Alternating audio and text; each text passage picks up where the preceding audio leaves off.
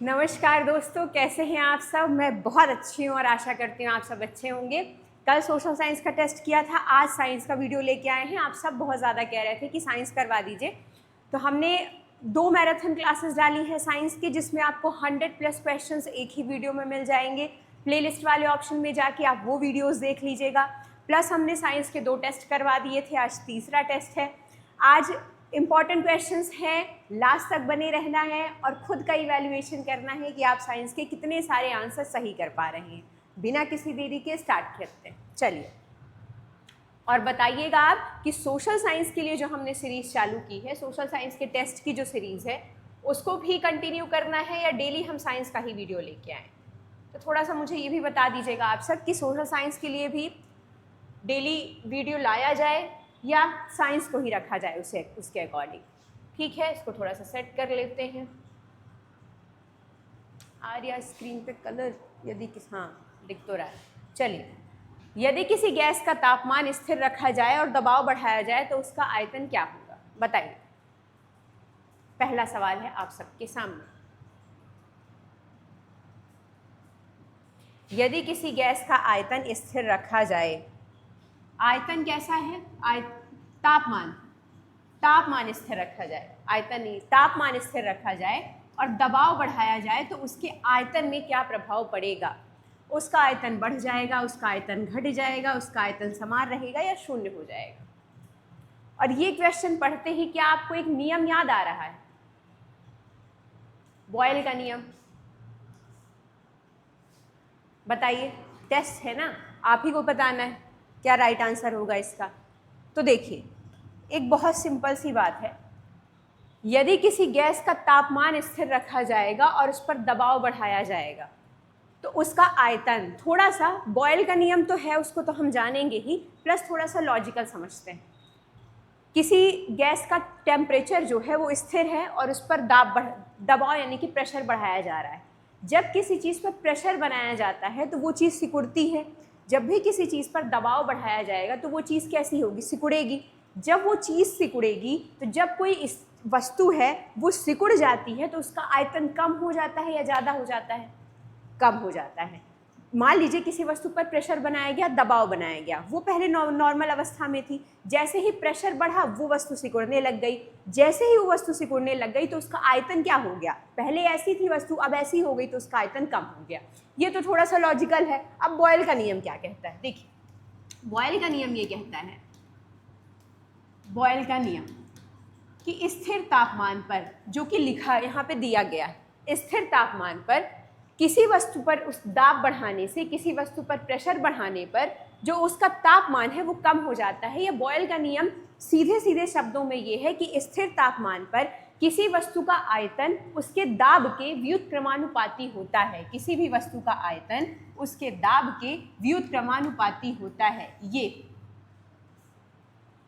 किसी भी वस्तु का आयतन उसके दाब के व्युत्क्रमानुपाती होता है। कब, स्थिर तापमान पर गैस का जो आयतन है वो उसके दाब के व्युत्क्रमानुपाती होगा।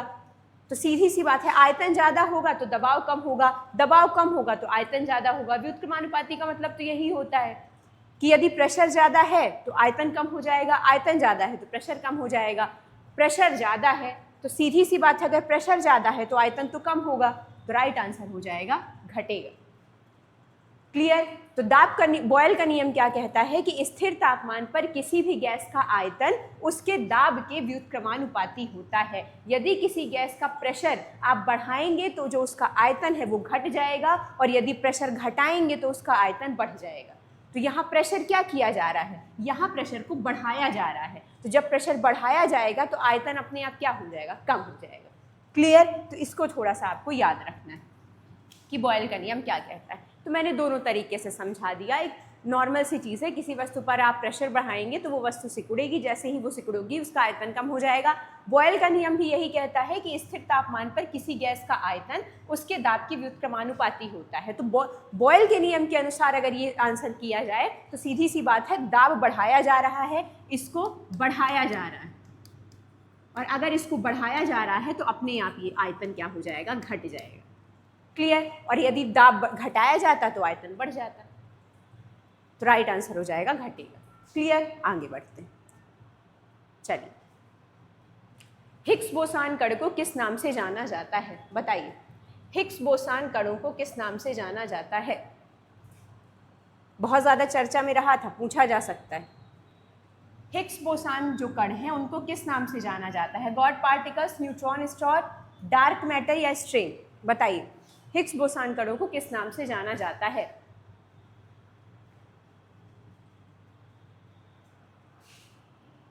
जो हिग्स बोसान है बेसिकली वो इस रूप में है कि जो ब्रह्मांड है, जो ब्रह्मांड को बनाने में जिस पदार्थ का उपयोग हुआ है या ब्रह्मांड जिस पदार्थ से बना है उसको क्या कहा जाएगा? तो उसे कहा जाता है गॉड पार्टिकल्स।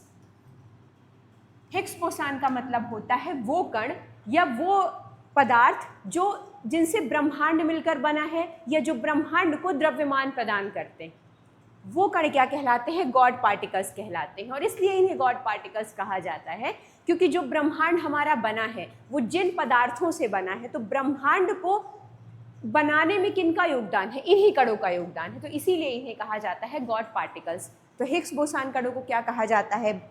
God particles. और यही ब्रह्मांड को ब्रह्मांड के जो कण हैं उनको द्रव्यमान प्रदान करते हैं, तो ब्रह्मांड के अस्तित्व के लिए वैसे ही आवश्यक हो जाते हैं।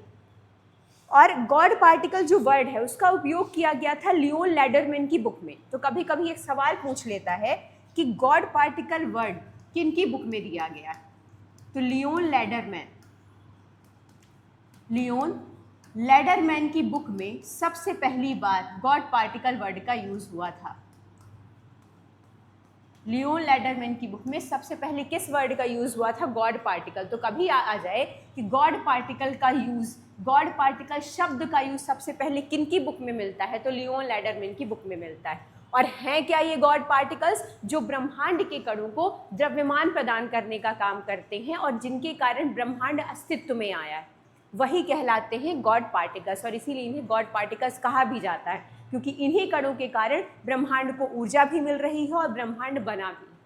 क्लियर? तो हिग्स बोसान कण को किस नाम से जाना जाता है? गॉड पार्टिकल्स के नाम से। और गॉड पार्टिकल वर्ड का जो सबसे पहले यूज है वो लियोन लैडरमैन की बुक में मिला था। क्लियर? चलिए अगला सवाल देखते हैं। बहुत सारे क्वेश्चंस की प्रैक्टिस करनी है ना हम लोगों को। चलिए, क्लोरोफिल की उपस्थिति में प्रमुख धातु कौन सी होती है? बताइए, क्लोरोफिल की उपस्थिति में प्रमुख धातु कौन सी होती है? आपके सामने ऑप्शंस दिए गए हैं, आयरन, मैग्नीशियम, कैल्शियम और पोटेशियम। बताइए, क्लोरोफिल की उपस्थिति में प्रमुख धातु कौन सी होती है? 1 सेकेंड का टाइम है आपके पास, जल्दी बता दीजिए। देखिए, क्लोरोफिल क्या होता है? क्लोरोफिल प्रकाश संश्लेषण की जो प्रक्रिया होती है, फोटोसिंथेसिस, उसमें क्या करता है? सूर्य के प्रकाश को ग्रहण करने का काम करता है। जब सूर्य के प्रकाश को पौधे ग्रहण करते हैं, फिर प्रक्रिया प्रकाश संश्लेषण की क्रिया होती है और पौधे भोजन बनाते हैं। उस प्रक्रिया में जो सूर्य के प्रकाश को ग्रहण करने का काम होता है वो क्लोरोफिल करता है। दूसरी चीज, पत्तियों का जो हरा रंग होता है वो किसके कारण होता है? पत्तियों का हरा रंग, बताइए। एक सवाल मान लीजिए ये आ जाए कि पत्तियों का हरा रंग किसके कारण होता है? बताइए, आप क्या बताएंगे? पत्तियों का हरा रंग किसके कारण होता है? क्लोरोफिल पत्तियों को हरा रंग देने का काम करता है। और क्यों? क्योंकि इसमें पाया जाता है मैग्नीशियम। यही क्लोरोफिल क्या काम करता है? पत्तियों को हरा रंग देने का काम करता है और इसमें क्या पाया जाता है? मैग्नीशियम पाया जाता है। इस वजह से तो कभी मान लीजिए सवाल आ जाए कि पत्तियों को हरा रंग देने का काम कौन करता है? क्लोरोफिल। सूर्य के प्रकाश को ग्रहण करने का काम कौन करता है? क्लोरोफिल। पत्तियों का हरा रंग क्लोरोफिल के कारण क्यों होता है? क्यों? क्योंकि उसमें मैग्नीशियम की उपस्थिति होती है। इस तरीके से भी सवाल आपसे पूछे जा सकते हैं, अलग अलग तरीके से। तो जब एक क्वेश्चन पढ़ना है तो उसको हर तरीके से पढ़ लेना है कि अगर कैसे भी सवाल आएगा तो हम उसको सॉल्व कर पाएंगे। तो क्लोरोफिल क्या, किस उपयोग में है? क्लोरोफिल इस उपयोग में है कि ये सूर्य के प्रकाश को ग्रहण करता है, पहली बात। दूसरी चीज, पत्तियों का हरा रंग क्लोरोफिल के कारण ही होता है। और हरा रंग क्यों होता है? क्लोरोफिल में मैग्नीशियम की उपस्थिति के कारण। तो राइट आंसर क्या हो जाएगा? राइट आंसर हो जाएगा क्लोरोफिल में उपस्थित कौन सी धातु है? तो मैग्नीशियम। और इसी मैग्नीशियम के कारण क्या आता है? पत्तियों का हरा रंग आता है। क्लियर? तो इतनी चीजें आपको यहाँ पे याद रखनी है। कि पत्तियों में हरा रंग किसकी उपस्थिति के कारण होता है? मैग्नीशियम की उपस्थिति के कारण। क्लोरोफिल में क्या उपस्थित होता है? मैग्नीशियम उपस्थित होता है। तो सवाल कैसे भी पूछ सकता है। चलिए आगे बढ़ते हैं। मानव हृदय में कुल कितने कक्ष होते हैं? अगला सवाल है कि मानव हृदय में कुल कितने कक्ष होते हैं, बताइए।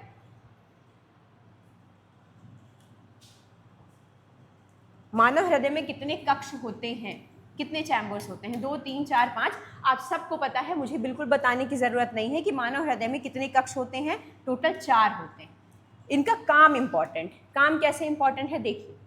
4 कौन से होते हैं? 2 ऊपर होते हैं और 2 नीचे होते हैं। ऊपर वालों को क्या कहा जाता है? ऊपर वालों को आलिंद कहा जाता है और नीचे वाले को निलय कहा जाता है। अब इनका काम देख लीजिए। दायां आलिंद और दायां निलय, कभी कभी इस तरह सवाल पूछ लेता है कि दायां आलिंद और दायां निलय क्या काम करते हैं। तो दायां आलिंद और दायां निलय थोड़ा सा समझ लीजिए।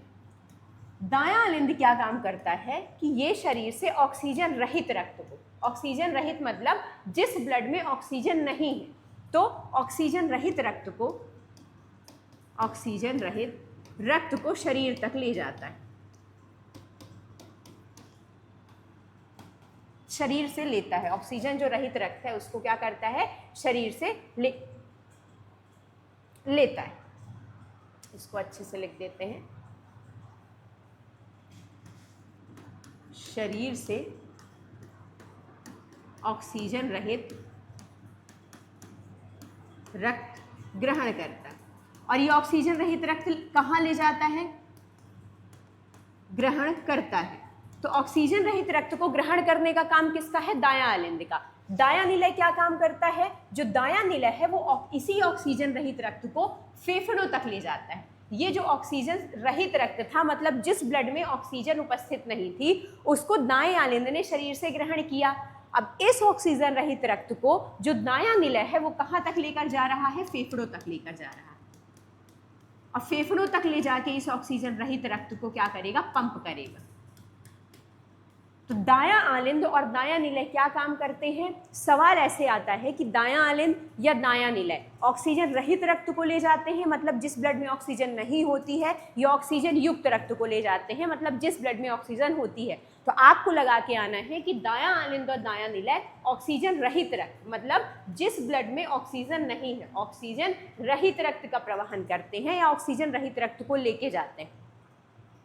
और इसके उल्टा क्या होता है? बायां आलिंद और बायां निलय ऑक्सीजन युक्त रक्त को लेके जाते हैं। तो देखिए यहाँ पे समझने वाली चीज़ क्या है। देखिए बेसिकली क्या होता है, हम खाना किस हाथ से खाते हैं? दाएं हाथ से। हम भोजन जैसे दाएं हाथ से करते हैं, लिखते मैक्सिमम लोग दाएं हाथ से हैं। किसी जैसे पूजा पाठ की जाती है तो दाएं हाथ से आहुति दिलवाई जाती है। तो बेसिकली थोड़ा मैं समझने के लिए आपको ये बता रही हूँ, हर अच्छा काम कैसा होता है? हम कहते हैं हम दाएं हाथ से करवाते हैं। यहाँ उल्टा है। यहाँ उल्टा कैसे है? दायां आलिंद और दायां निलय किस ब्लड को लेके जा रहे हैं? ऑक्सीजन रहित। इसमें ऑक्सीजन नहीं है। तो क्या ये अच्छा रक्त है या गलत है? तो ऑक्सीजन जरूरी है बॉडी के लिए, तो ऑक्सीजन रहित रक्त को ले जाने का काम यहाँ दायां आलिंद और दायां निलय करते हैं। तो यहाँ पे स्थिति आपके दिमाग में ये आनी चाहिए कि बिल्कुल विपरीत है। दाएं हाथ को हम वैसे तो बेसिकली अच्छा माना जाता है, अच्छे कार्यों के लिए यूज किया जाता है, लेकिन यहाँ पे दायां आलिंद और दायां निलय ऑक्सीजन रहित रक्त के लिए यूज है। तो थोड़ा सा कॉन्ट्रास्ट रखिएगा माइंड में, ताकि मैंने ये इसलिए बोला है कि जब एग्जाम हॉल में मान लीजिए सवाल आ जाए कि दायां आलिंद और दायां निलय ऑक्सीजन रहित रक्त को ले जाते हैं और ऑक्सीजन युक्त, तो आपके दिमाग में ये आ जाए कि किसी ने कहा था कभी कि दाएं हाथ को वैसे तो अच्छे कामों के लिए यूज किया जाता है, लेकिन यहाँ इस मामले में ये ऑक्सीजन रहित रक्त को लेके जाते हैं, ना कि ऑक्सीजन युक्त। क्लियर? तो दायां आलिंद क्या करता है? बॉडी से ऑक्सीजन रहित मतलब बिना ऑक्सीजन का जो ब्लड है वो ग्रहण करता है, और दायां आलिंद इसी बिना ऑक्सीजन वाले रक्त को फेफड़ों तक ले जाके पंप करता है। और फिर बायां आलिंद और बायां निलय क्या करते हैं? बायां आलिंद जस्ट ऑक्सीजन युक्त रक्त को, मतलब जिस ब्लड में ऑक्सीजन होती है उस ब्लड को ग्रहण करता है शरीर से, और बायां निलय क्या करता है? ऑक्सीजन युक्त रक्त को पूरे शरीर में पंप कर देता है। यहाँ मैं लिख देती हूँ, चलिए। बायां आलिंद और बायां निलय। बायां आलिंद क्या करता है? पूरे शरीर से ऑक्सीजन युक्त रक्त को, जिसमें ऑक्सीजन है, ऑक्सीजन युक्त ब्लड को लेता है, और दायां आलिंद क्या करता है? ऑक्सीजन युक्त रक्त को पूरे फेफड़ों तक ले जाकर पूरे शरीर में फेफड़ों से पंप कर देता है, पूरे शरीर में पंप कर देता है ऑक्सीजन युक्त रक्त। एक सवाल ऐसे भी बनेगा, क्या है, जब पढ़ रहे हैं तो पूरा तरीके से पढ़ लेते हैं। एक सवाल ये बनेगा कि पूरे शरीर में ऑक्सीजन युक्त रक्त को पंप करने का काम किसका है? बाएं निलय का। ऑक्सीजन युक्त ब्लड लेने का काम किसका है? आलिंद का। ऑक्सीजन युक्त रक्त को पूरे शरीर में पंप करने का काम किसका है? बाएं निलय का। हालांकि इतना डीप नहीं पूछेगा, लेकिन हमें भी नहीं पता है ना कि कैसे क्वेश्चंस आएंगे आपके एग्जाम में, ना आपको पता है ना मुझे पता है। तो जब तैयारी है तो तैयारी हर लेवल की करके चलते हैं, कुछ भी आए। अब ऐसा सवाल तो मिलना बहुत मुश्किल है कि कितने कक्ष होते हैं, सबको पता है 4 कक्ष होते हैं। हाँ, ये पूछ सकता है कि ऊपरी कक्ष को क्या कहा जाता है, तो ऊपरी कक्ष को आलिंद कहा जाता है। निचले कक्षों को क्या कहा जाता है? निलय कहा जाता है। ये भी प्रोबेबिलिटी है आने की कि ऑक्सीजन रहित, मतलब जिस ब्लड में ऑक्सीजन नहीं है उसका प्रवहन कौन करता है, उसको लेके कौन जाता है, तो हमने पढ़ लिया दायां आलिंद। ऑक्सीजन रहित रक्त को, जिस ब्लड में ऑक्सीजन नहीं है, उसको फेफड़ों तक ले जाने का काम किसका है? दायां निलय का। फिर फेफड़े क्या करते हैं? ऑक्सीजन, उसको ब्लड को पंप करते हैं, उसमें ऑक्सीजन मिलती है। बायां आलिंद ऑक्सीजन युक्त रक्त का प्रवहन करता है और बायां निलय उसे पूरे शरीर में पंप कर देता है जिस ब्लड में ऑक्सीजन होती है। क्लियर? तो थोड़ा सा यहाँ पे रुक के समझने का प्रयास करिएगा। चलिए आगे बढ़ते हैं। पृथ्वी का कौन सा भाग जीवन के लिए उपयुक्त है? बताइए, पृथ्वी का कौन सा भाग है जो जीवन के लिए उपयुक्त है, जहाँ जीवन संभव है? कौन सा भाग जीवन के लिए उपयुक्त है? लिटोस्फीयर, बायोस्फीयर, एथनोस्फीयर, स्ट्रेटोस्फीयर? जल्दी बता दीजिए कि कौन सा ऐसा भाग है पृथ्वी का जो जीवन के लिए सही है। इसको हिंदी में लिख देते हैं, कई सारे लोगों को दिक्कत ना हो। स्थल मंडल, बायोस्फीयर जीव मंडल, ये है दुर्बल मंडल, और ये है समताप मंडल। चलिए इसको हिंदी में लिख दिया है, अब बताइए आप, क्योंकि कई सारे लोगों को प्रॉब्लम होती है ना हिंदी इंग्लिश वाले। चलिए बताइए, पृथ्वी का कौन सा भाग जीवन के लिए सबसे ज़्यादा उपयुक्त है?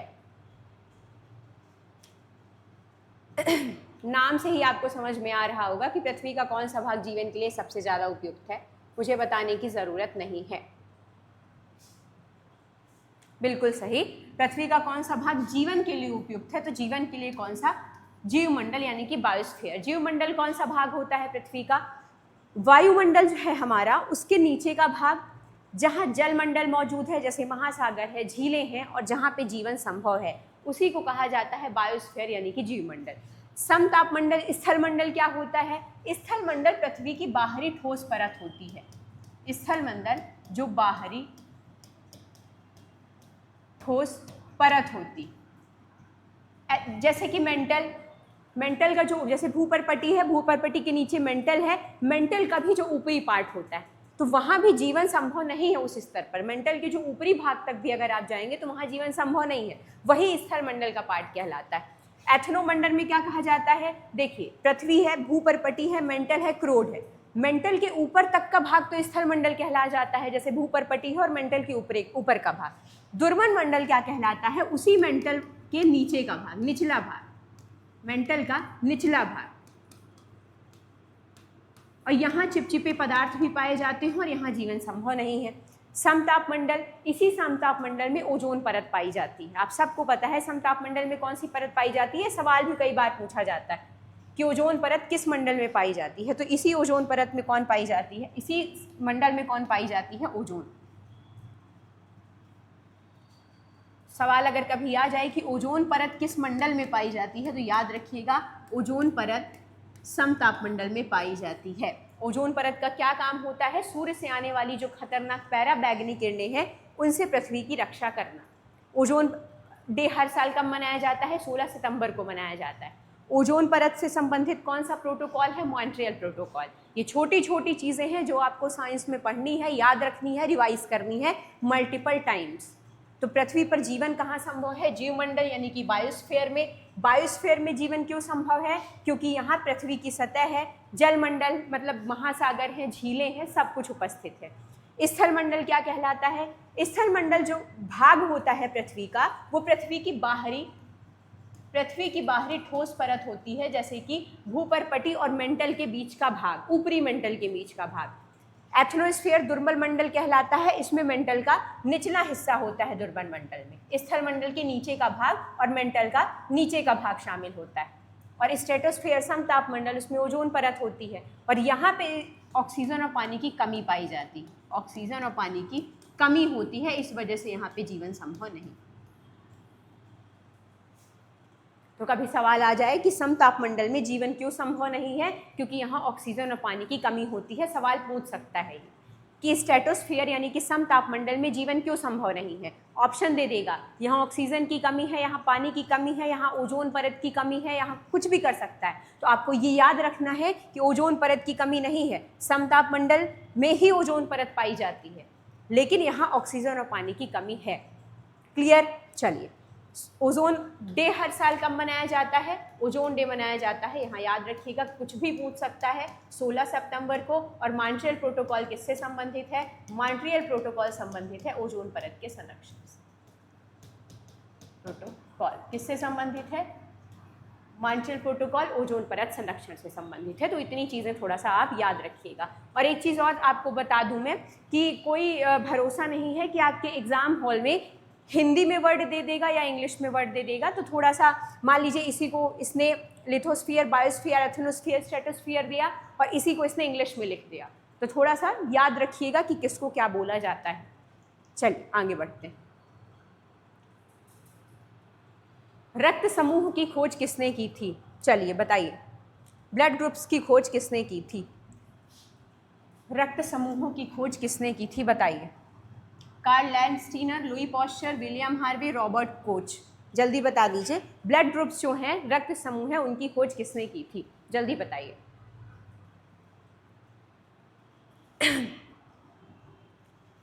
एक सेकेंड, मैं बीच बीच में मैं खुद ही बताने लग जाती हूँ, मैं भूल जाती हूँ कि टेस्ट है आपका। बताइए, आपको बताना है ब्लड ग्रुप्स की खोज किसने की थी?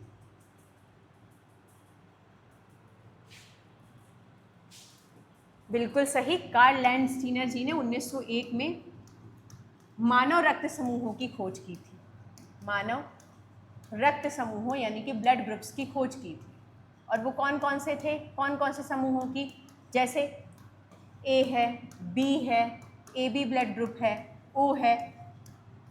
तो रक्त समूहों की खोज किसने की? कार्ल लैंडस्टीनर जी ने 1901 में मानव रक्त समूहों की खोज की थी, जिसमें से क्या क्या ए है, ए ब्लड ग्रुप है, बी है, ए बी है, और उसे ओ में वर्गीकृत किया था कि इतने ब्लड ग्रुप्स होते हैं। क्लियर? लुई पॉस्चर, अब जब ऑप्शन में हाई है तो सब पढ़ लेते हैं, क्या पता पूछ ले। लुई पॉस्चर जी ने क्या विकसित किया था? चलिए बताइए, लुई पॉस्चर जी ने क्या विकसित किया था? मान लीजिए पूछ लेगा कि निम्नलिखित में से लुई पॉस्चर जी ने क्या बताया, लुई पॉस्चर ने क्या खोजा था, किस चीज की खोज की थी, तो आप क्या बताएंगे? बताइए। लुई पॉस्चर जी ने, आपने पॉस्चरीकरण प्रक्रिया पढ़ी होगी, खाने को खराब होने से बचाने के लिए सूक्ष्म जीवों को मारने की जो प्रक्रिया है वो लुई पॉस्चर जी की थी। खाने को खराब होने से बचाने के लिए, खराब होने से बचाने के लिए सूक्ष्म जीवों को मारने की प्रक्रिया, और इन्होंने, लुई पॉस्चर जी ने ही कई तरह के वैक्सीन और टीकाकरण का भी विकास किया था। तो थोड़ा सा माइंड में रखिएगा कि लुई पॉस्चर जी ने क्या विकास किया था कि खाना कब खराब होता है? जब उसमें कई सारे सूक्ष्म जीवों की क्रियाविधि होती है। तो खाने को खराब होने से बचाने के लिए सूक्ष्म जीवों को मारने की प्रक्रिया लुई पॉस्चर जी ने, कई तरह के टीकाकरण का विकास लुई पॉस्चर जी। क्लियर? विलियम हार्वे जी ने क्या खोजा था और रॉबर्ट कोच ने क्या खोजा था? जल्दी बता दीजिए। रॉबर्ट कोच का तो आप सबको पता है, इन्होंने टीबी के जीवाणु की खोज की थी। रॉबर्ट कोच जी ने, पता है ना आप सबको, टीबी के जीवाणु की खोज किसने की थी? टीबी के जीवाणु की खोज की थी किसने? रॉबर्ट कोच जी ने की थी। और विलियम हार्वे ने मानव शरीर में रक्त परिसंचरण, मानव शरीर में रक्त परिसंचरण की खोज की थी। तो जब कोई चीज़ पढ़ेंगे अपन तो एक ही जगह चीज़ें पढ़ लेंगे, जिससे फ़ायदा ये होता है कि हमको एक जगह कई सारे फैक्ट पता चल जाते हैं। ज़रूरी नहीं है एग्ज़ाम हॉल में यही क्वेश्चन आएगा। एग्ज़ाम हॉल में पूछ लिया कि खाने को खराब होने से बचाने के लिए सूक्ष्म जीवों को मारने की प्रक्रिया की खोज किसने की थी, तो आपको अब पता है कि लुई पॉस्चर ने की थी। टीबी के जीवाणु की खोज किसने की थी, अब आपको पता है कि रॉबर्ट कोच ने की थी। मानव शरीर में रक्त परिसंचरण की खोज किसने की थी, तो अब आपको पता है कि विलियम हार्वे जी ने की थी। तो ये चीज़ें आपके लिए बहुत ज़्यादा ज़रूरी हो जाती हैं कि जब आप कोई क्वेश्चन पढ़ें तो आप एक जगह उन सारी चीज़ों को पढ़ें। क्लियर? तो राइट आंसर क्या हो जाएगा, रक्त समूह की खोज किसने की थी, कार्ल लैंडस्टीनर जी ने 1901 में, और शायद 1930 में इनको नोबेल भी मिला है इसी के लिए, ब्लड ग्रुप्स, मानव शरीर में रक्त समूहों की खोज के लिए। तो ये नोबेल पुरस्कार भी इनको मिल चुका है 1930 में। क्लियर? विलियम हार्वे जी मानव शरीर में रक्त परिसंचरण, रॉबर्ट कोच ने टीबी के जीवाणु की खोज, कार्ल लैंडस्टीनर ने ब्लड ग्रुप्स को उन्होंने किस में बांटा, A blood group, B blood group, A B और ओ इनमें बांटा, और लुई पॉस्चर जी ने खाने को खराब होने से बचाने के लिए सूक्ष्म जीवों को मारने की प्रक्रिया और कई तरह के टीकाकरण का भी विकास किया। निम्नलिखित में से कौन सा पदार्थ कृत्रिम फाइबर है, बताइए। निम्नलिखित में से कौन सा पदार्थ है जो कृत्रिम फाइबर है, प्राकृतिक नहीं है। मतलब कृत्रिम फाइबर मतलब कृत्रिम तरीकों से प्राप्त होता है, ना कि नेचुरल तरीके से। नेचुरल तरीकों से प्राप्त होने वाले फाइबर वो होते हैं जो जीव जंतुओं से प्राप्त होते हैं, पेड़ पौधों से प्राप्त होते हैं, और कृत्रिम फाइबर वो होते हैं जो बनाए जाते हैं। तो बताइए कौन सा कृत्रिम फाइबर है, रेशम है, ऊन है, नायलॉन है, कपास है? जल्दी बता दीजिए, 1 सेकेंड का समय है, ज़्यादा समय नहीं देना है इस क्वेश्चन में, जल्दी बता दीजिए आप।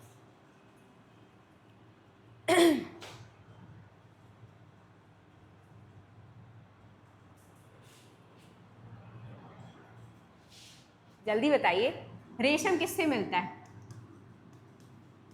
कीड़े से। ऊन किससे मिलता है, जानवर से। कपास किससे मिलता है, पेड़ पौधों से। अब मुझे आप बता दीजिए इसका राइट आंसर क्या हो जाएगा। क्या आपको मिल गया राइट आंसर? पूछा था कि कृत्रिम है, कृत्रिम मतलब जो मानव द्वारा निर्मित प्रक्रियाओं द्वारा निर्मित होते हैं। रेशम है वो कीड़ों से मिल जाता है नेचुरल तरीके से, ऊन है जो जानवर से मिल जाता है नेचुरल तरीके से, कपास है जो पेड़ पौधों से मिल जाता है। तो राइट आंसर क्या हो जाएगा, नायलॉन। और नायलॉन कैसे प्राप्त किया जाता है, नायलॉन बेसिकली मानव निर्मित प्रक्रियाओं द्वारा संश्लेषित होता है और पेट्रोलियम से प्राप्त, किससे प्राप्त है, पेट्रोलियम से प्राप्त एक तरह का, पेट्रोलियम से प्राप्त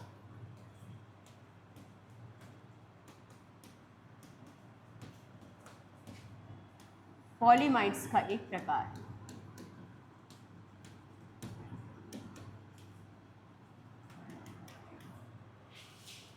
तो नायलॉन क्या है, मानव निर्मित प्रक्रियाओं द्वारा संश्लेषित किया जाता है और पेट्रोलियम से ही प्राप्त पॉलीमाइड्स का एक प्रकार है जो कि मानव निर्मित प्रक्रियाओं द्वारा निर्मित होता है।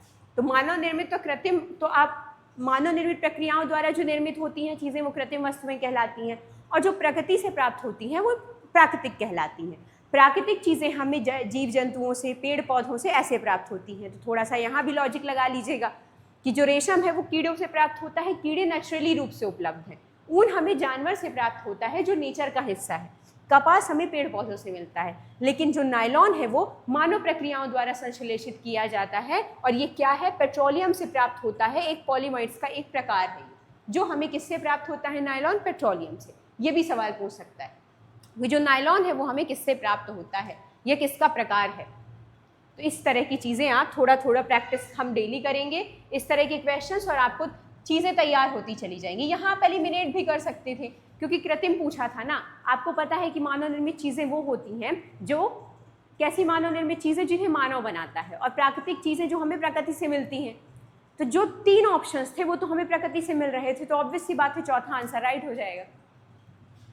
चलिए, प्रकाश का अपवर्तन कब होता है, बताइए, जल्दी बताइए। प्रकाश का अपवर्तन तब होता है जब यह परावर्तित होता है या एक माध्यम से दूसरे माध्यम में जाता है, पूर्ण आंतरिक परावर्तन होता है या सीधा चलता है। जल्दी बता दीजिए, बहुत सरल है। कब होता है प्रकाश का अपवर्तन?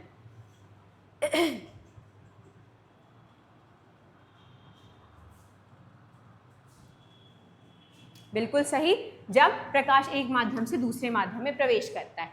अब यहाँ आपके जानने लायक चीज़ क्या है? जानने लायक चीज़ ये है कि जब, मुझे आप ये बताइए, अब जब प्रकाश विरल माध्यम जैसे हवा, विरल से सघन माध्यम में, सघन माध्यम जैसे पानी है, कांच है, में प्रवेश करता है, तो प्रकाश मुड़ता है अभिलंब की ओर या दूर जाता है? अब मैं आपके सामने ऑप्शंस देती हूं कि प्रकाश अभिलंब की ओर मुड़ता है या अभिलंब से दूर जाता है। अब आप करेक्ट इसका बताइए क्या होगा, करेक्ट आंसर क्या होगा?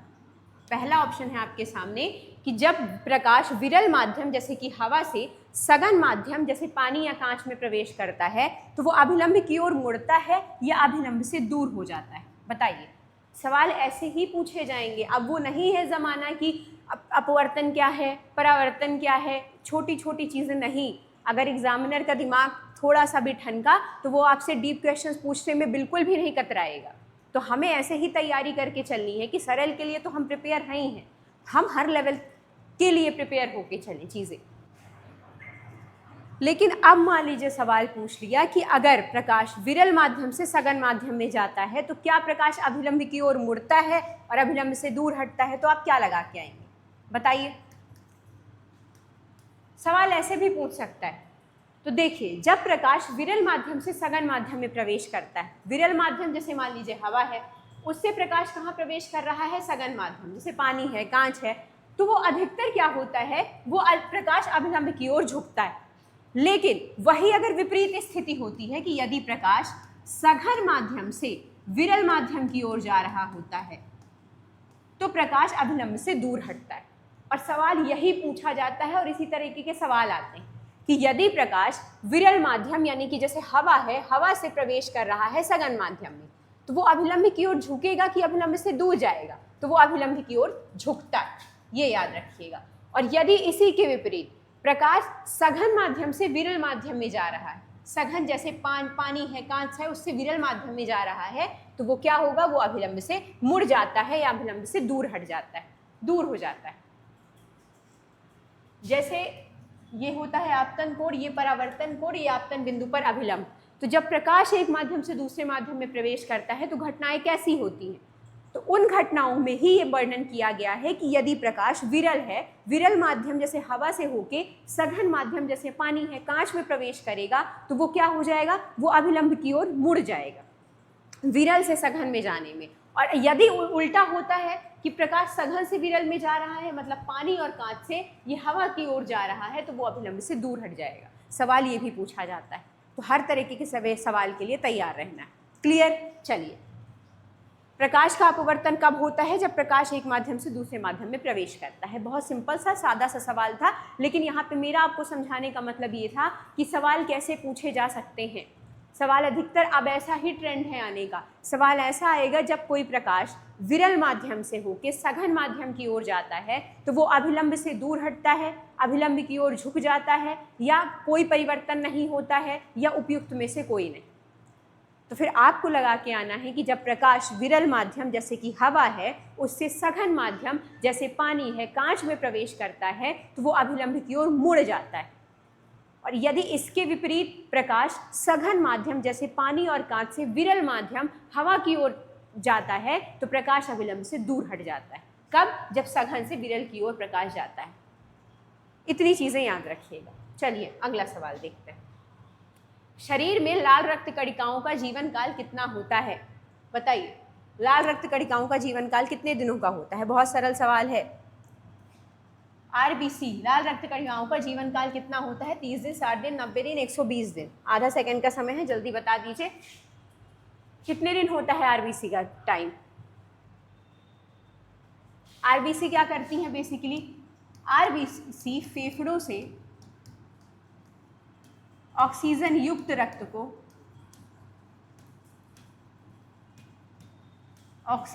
रक्त को शरीर तक पहुंचाने का काम करती,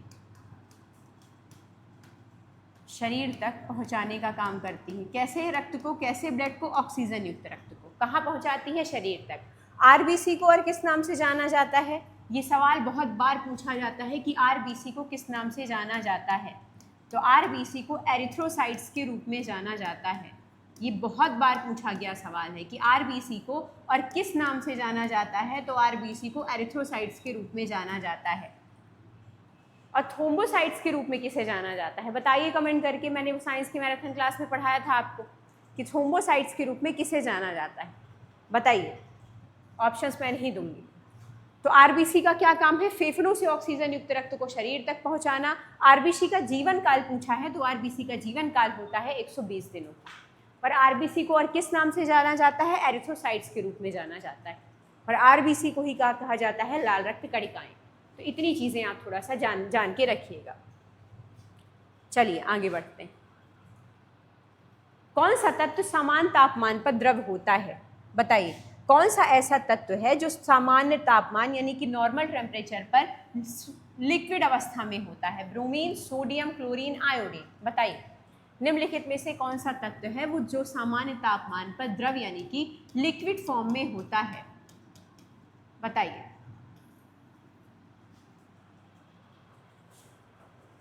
कौन सा ऐसा तत्व है जो समान तापमान पर द्रव अवस्था में होता है? Bromine, sodium, chlorine, iodine. बताइए। ब्रोमीन एकमात्र ऐसी अधातु है जो द्रव अवस्था में पाई जाती है। कौन सी? ब्रोमीन। सोडियम आप सबको पता है, सोडियम किस फॉर्म में पाया जाता है? सोडियम ठोस अवस्था में पाया जाता है, ठोस अवस्था में। क्लोरीन, क्लोरीन गैस अवस्था में।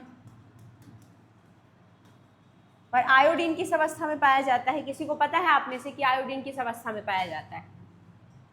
सॉलिड फॉर्म में, ठोस अवस्था में। तो क्या पूछा था कि निम्नलिखित में से कौन सा तत्व है जो समान तापमान पर द्रव अवस्था में पाया जाता है, लिक्विड फॉर्म में पाया जाता है? तो वो है एकमात्र कौन सा? ब्रोमीन। सोडियम है, सोडियम ठोस अवस्था में होता है। क्लोरीन गैस है। और आयोडीन आयोडीन भी ठोस अवस्था में पाया जाता है। तो कई बार तत्वों की जो अवस्थाएं हैं उनसे रिलेटेड सवाल भी पूछे जाते हैं। तो ये भी थोड़ा सा याद रखिएगा, इस तरीके के सवाल। इस तरीके के सवाल लाने का मेरा आशा सिर्फ ये रहता है कि जब भी आप कहीं चीज़ें ऐसी देखें तो अपनी नयन चक्षु, अपना जो दिमाग है वो खोल के रखना है कि हमें हर तरह की क्वेश्चंस पे नज़र बना के रखनी है कि कौन सा लिक्विड फॉर्म में है तत्व, कौन सा सॉलिड फॉर्म में है और कौन सा गैस में। ये भी चीज़ें पूछी जाती हैं। क्लियर? चलिए आगे बढ़ते हैं। सूर्य से ऊर्जा किस प्रक्रिया द्वारा प्राप्त होती है? बताइए। सूर्य से जो ऊर्जा है वो किस प्रक्रिया द्वारा प्राप्त होती है? फोटोकेमिकल रिएक्शन, नाभिकीय विखंडन, नाभिकीय संलयन जिसे फ्यूजन भी कहा जाता है, या दहन प्रक्रिया? जल्दी बता दीजिए कि सूर्य से जो ऊर्जा मिलती है वो किस प्रक्रिया द्वारा मिलती है? बताइए।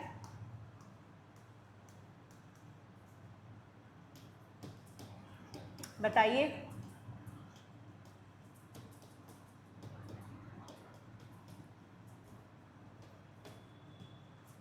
जल्दी बताइए, यहाँ मत ध्यान दीजिए मैं क्या लिख रही हूँ। मैं सिर्फ आपका समय बचा रही हूँ कि जो चीज़ मुझे समझानी है मैं यहाँ पे आपको लिख दूँ।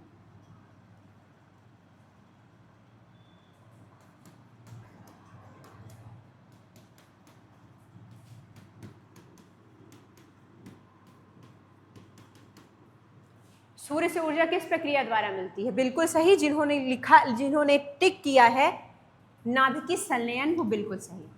फ्यूजन की प्रक्रिया। सूर्य से ऊर्जा किस प्रक्रिया द्वारा मिलती है? फ्यूजन प्रक्रिया, जिसे हम क्या कहते हैं? नाभिकीय संलयन की प्रक्रिया द्वारा मिलती है। और नाभिकीय संलयन प्रक्रिया क्या होती है? इस प्रक्रिया में जो हाइड्रोजन परमाणु के नाभिक हैं वो हाईएस्ट टेम्परेचर और हाईएस्ट प्रेशर पे आपस में मिलकर हीलियम नामक नाभिक बनाते हैं। मैं सिर्फ क्या समझा रही हूँ आपको? नाभिकीय संलयन प्रक्रिया कैसे होती है, नाभिकीय संलयन प्रक्रिया क्या होती है, मैं सिर्फ वो समझाने का प्रयास कर रही हूँ। लेकिन ये चीज़ तो सबसे पहले जान लीजिएगा कि सूर्य को ऊर्जा कैसे मिलती है? नाभिकीय संलयन प्रक्रिया द्वारा, फ्यूजन की प्रक्रिया द्वारा। फ्यूजन प्रक्रिया क्या होती है? इस प्रक्रिया में हाइड्रोजन के नाभिक है, वो हाईएस्ट टेम्परेचर और हाईएस्ट प्रेशर में क्या करते हैं? हीलियम नामक नाभिक बनाते हैं। और इसी प्रक्रिया में द्रव्यमान का एक छोटा सा हिस्सा है वो किस में परिवर्तित हो जाता है? एनर्जी में परिवर्तित हो जाता है, एनर्जी में कन्वर्ट हो जाता है। द्रव्यमान का एक छोटा सा हिस्सा। और यही जो ऊर्जा होती है, यही विशाल मात्रा में एनर्जी उत्पन्न होती है, जिससे सूर्य का प्रकाश, इसी एनर्जी से सूर्य का प्रकाश हमें मिलता है, और इसी एनर्जी से कौन सी प्रक्रिया होती है, नाभिकीय संलयन की प्रक्रिया होती है। और यही इसी प्रक्रिया में आइंस्टीन का जो सिद्धांत है, सापेक्षता का सिद्धांत, E=mc², वो भी काम करता है। इतना डीप नहीं पूछेगा, सिर्फ मेरा समझाने का मतलब ये था कि नाभिकीय संलयन क्या होता है, थोड़ा सा आपके दिमाग में रहे कि नाभिकीय संलयन प्रक्रिया में हाइड्रोजन परमाणुओं के नाभिक होते हैं। वो हाइड्रोजन परमाणुओं के नाभिक हाईएस्ट टेम्परेचर, मतलब उच्च तापमान और उच्च दाब में हीलियम नामक नाभिक बनाते हैं, और उसी के बाद जब ऊर्जा हाईएस्ट द्रव्यमान में ऊर्जा कन्वर्ट होती है, वही ऊर्जा किस में काम आती है, नाभिकीय संलयन की प्रक्रिया में काम आती है। तो सूर्य से ऊर्जा किस प्रक्रिया द्वारा हमें प्राप्त होती है, नाभिकीय संलयन द्वारा। क्लियर। चलिए, पूछ लेगा मान लीजिए कि नाभिकीय संलयन की प्रक्रिया में जो हाइड्रोजन परमाणु होते हैं वो किसका निर्माण करते हैं। तो हाइड्रोजन परमाणु हाईएस्ट टेम्परेचर जो मैंने बताया और हाईएस्ट प्रेशर में हीलियम नामक नाभिक का निर्माण करते हैं। पूछ ऐसे भी सकता है। तो मेरा वो बताने का इंटेंशन सिर्फ इतना था कि मान लीजिए नाभिकीय संलयन प्रक्रिया में पूछ ले कि नाभिकीय संलयन की प्रक्रिया में हाइड्रोजन के परमाणु हाईएस्ट टेम्परेचर, मतलब उच्च तापमान और उच्च दाब में आपस में मिलकर किसका निर्माण करते हैं, हाइड्रोजन के नाभिक का, हीलियम के नाभिक का, सोडियम के नाभिक का। तो आपको पता हो कि हीलियम के नाभिक का निर्माण करते हैं, जो कि हमने अभी समझा है। तो मेरा इस तरह से थोड़ा सा आपको बताने का तरीका ये होता है कि कोई भी क्वेश्चन से रिलेटेड कैसा भी सवाल पूछे तो आपको वो सवाल आए, आपको वो कॉन्सेप्ट थोड़ा सा क्लियर रहे। किसी वस्तु का संवेग किस पर निर्भर करता है, जल्दी बता दीजिए। किसी वस्तु का संवेग किस पर निर्भर करता है, संवेग जल्दी बताइए किस पर निर्भर करता है। केवल द्रव्यमान पर, केवल वेग पर, द्रव्यमान और वेग पर और घनत्व पर। 1 सेकेंड का सवाल है ये। संवेग किस पर निर्भर करता है, जल्दी बताइए।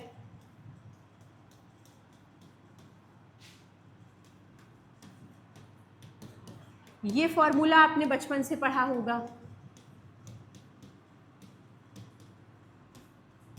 P=mv। अब मुझे बता दीजिए कि किसी वस्तु का संवेग किस पर निर्भर करता है। किसी भी वस्तु का संवेग उसके द्रव्यमान और वेग दोनों पर निर्भर करता है। जहां m क्या है, m का मतलब है द्रव्यमान और v का मतलब क्या होता है, वेग। तो ये फॉर्मूला इसको याद है संवेग का, वो आसानी से इसको सही कर लेगा। फॉर्मूला क्या होता है, P=mv, कि किसी भी वस्तु का संवेग उसके द्रव्यमान और वेग के गुणनफल के बराबर होता है। जितना अधिक द्रव्यमान होगा उतना ज़्यादा संवेग होगा, जितना ज़्यादा वेग होगा उतना ज़्यादा संवेग होगा। और ऐसे ही सवाल पूछे जाते हैं कि किसी वस्तु में यदि द्रव्यमान बढ़ाया जाए तो उसके संवेग पर क्या असर पड़ेगा, संवेग बढ़ेगा या घटेगा, संवेग बढ़ेगा। किसी वस्तु का वेग बढ़ाया जाए तो संवेग बढ़ेगा या घटेगा, बढ़ेगा, क्योंकि समानुपाती है ना, सीधे सीधे। व्युत्क्रमानुपाती का मतलब मैंने क्या बताया था, अपोजिट। और P=mv है, तो मान लीजिए पूछ लिया कि यदि किसी वस्तु का द्रव्यमान बढ़ाया जाता है तो उसका संवेग कैसा होगा, तो संवेग अपने आप बढ़ेगा। किसी वस्तु का वेग बढ़ाए तो संवेग बढ़ेगा। क्लियर। चलिए, तो किसी वस्तु का संवेग किस पर निर्भर करता है, द्रव्यमान और वेग दोनों पर निर्भर करता है। क्लियर। फॉर्मूला पढ़ने का सबसे अच्छा तरीका यही होता है कि अगर फॉर्मूला पता है तो क्वेश्चन आसानी से हो जाते हैं। एंटीबायोटिक्स किसके विरुद्ध कार्य करते हैं, जल्दी बता दीजिए। एंटीबायोटिक्स जो होते हैं वो किसके विरुद्ध काम करते हैं, वायरस, बैक्टीरिया, फंगस, एलर्जी। जो जिस क्लास में पहली बार आए हैं मैं आपको बता दूं कि एमपी-टेट चयन पात्रता परीक्षा जो आपकी अगले महीने होने वाली है उसके लिए कुछ मैराथन क्लासेस डाली गई हैं, वो आपको प्लेलिस्ट वाले ऑप्शन में मिल जाएंगी। उन मैराथन क्लासेस में 100+ MCQ हर टॉपिक से रिलेटेड सॉल्व करवाए गए हैं।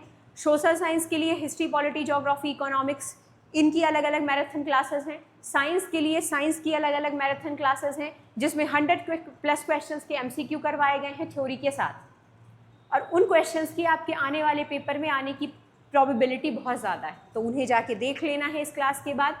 दूसरी चीज़, टेलीग्राम और इंस्टाग्राम की लिंक इस वीडियो के डिस्क्रिप्शन में आपको मिल जाएगी। जिन्होंने चैनल को नहीं अभी तक सब्सक्राइब किया है कर लीजिएगा ताकि नए वीडियो का नोटिफिकेशन मिल जाए। क्लियर। एंटीबायोटिक्स किसके विरुद्ध कार्य करते हैं, तो जो एंटीबायोटिक्स होते हैं वो किसके विरुद्ध काम करते हैं, बैक्टीरियाज के खिलाफ एंटीबायोटिक्स काम करते हैं। और ये आप सबको पता है, मुझे बिल्कुल बताने की ज़रूरत नहीं है।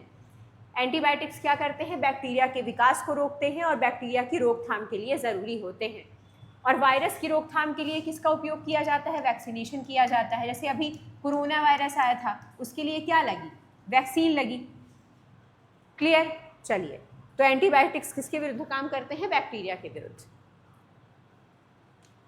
रेडियो एक्टिविटी की खोज किसने की थी? बताइए, रेडियो एक्टिविटी की खोज किसने की थी? जल्दी बता दीजिए। रेडियो एक्टिविटी की खोज Pierre Marie Curie, Henri Becquerel, Rutherford, John Dalton. जल्दी बताइए किसने की थी? रेडियो एक्टिविटी की खोज किसने की थी? जल्दी बताइए।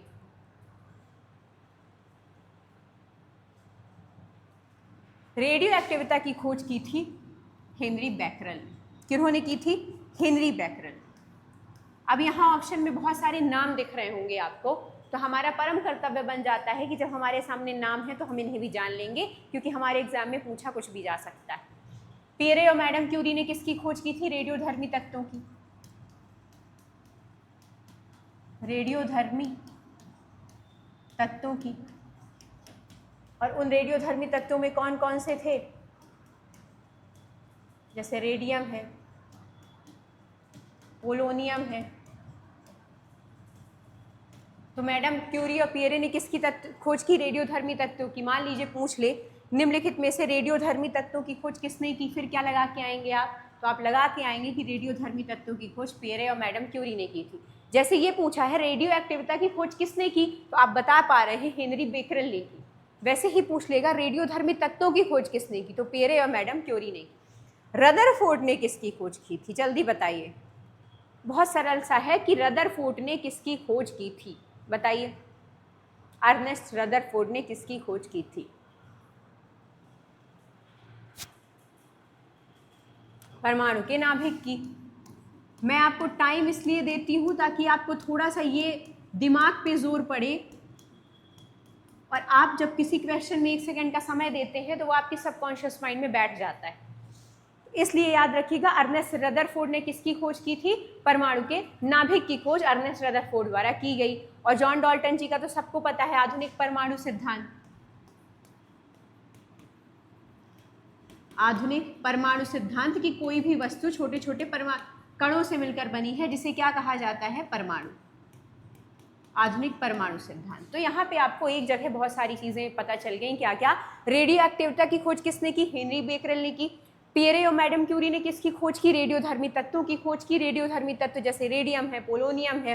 अर्नेस्ट रदरफोर्ड ने किसकी खोज की थी? परमाणु के नाभिक की खोज की थी। और जॉन डाल्टन ने किसकी खोज की? आधुनिक परमाणु सिद्धांत कि कोई भी वस्तु है या कोई भी वस्तु के जो कण है वो छोटे छोटे कणों से मिलकर बने होते हैं, उन्हें क्या कहा जाता है? उन्हें परमाणु कहा जाता है।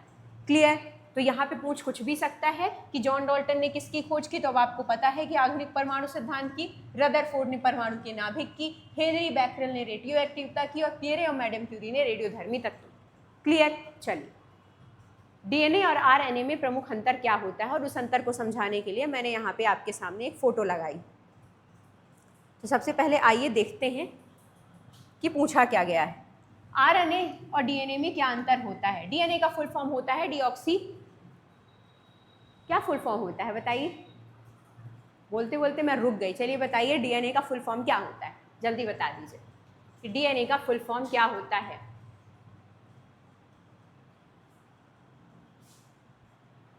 Deoxy ribonucleic acid. Clear?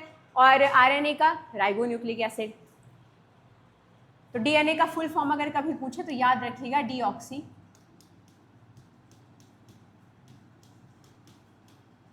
Nucleic acid, और इसका राइबोन्यूक्लिक एसिड। अब आते हैं अंतर में। डीएनए दोहरी हेलिक्स है और आरएनए एकल।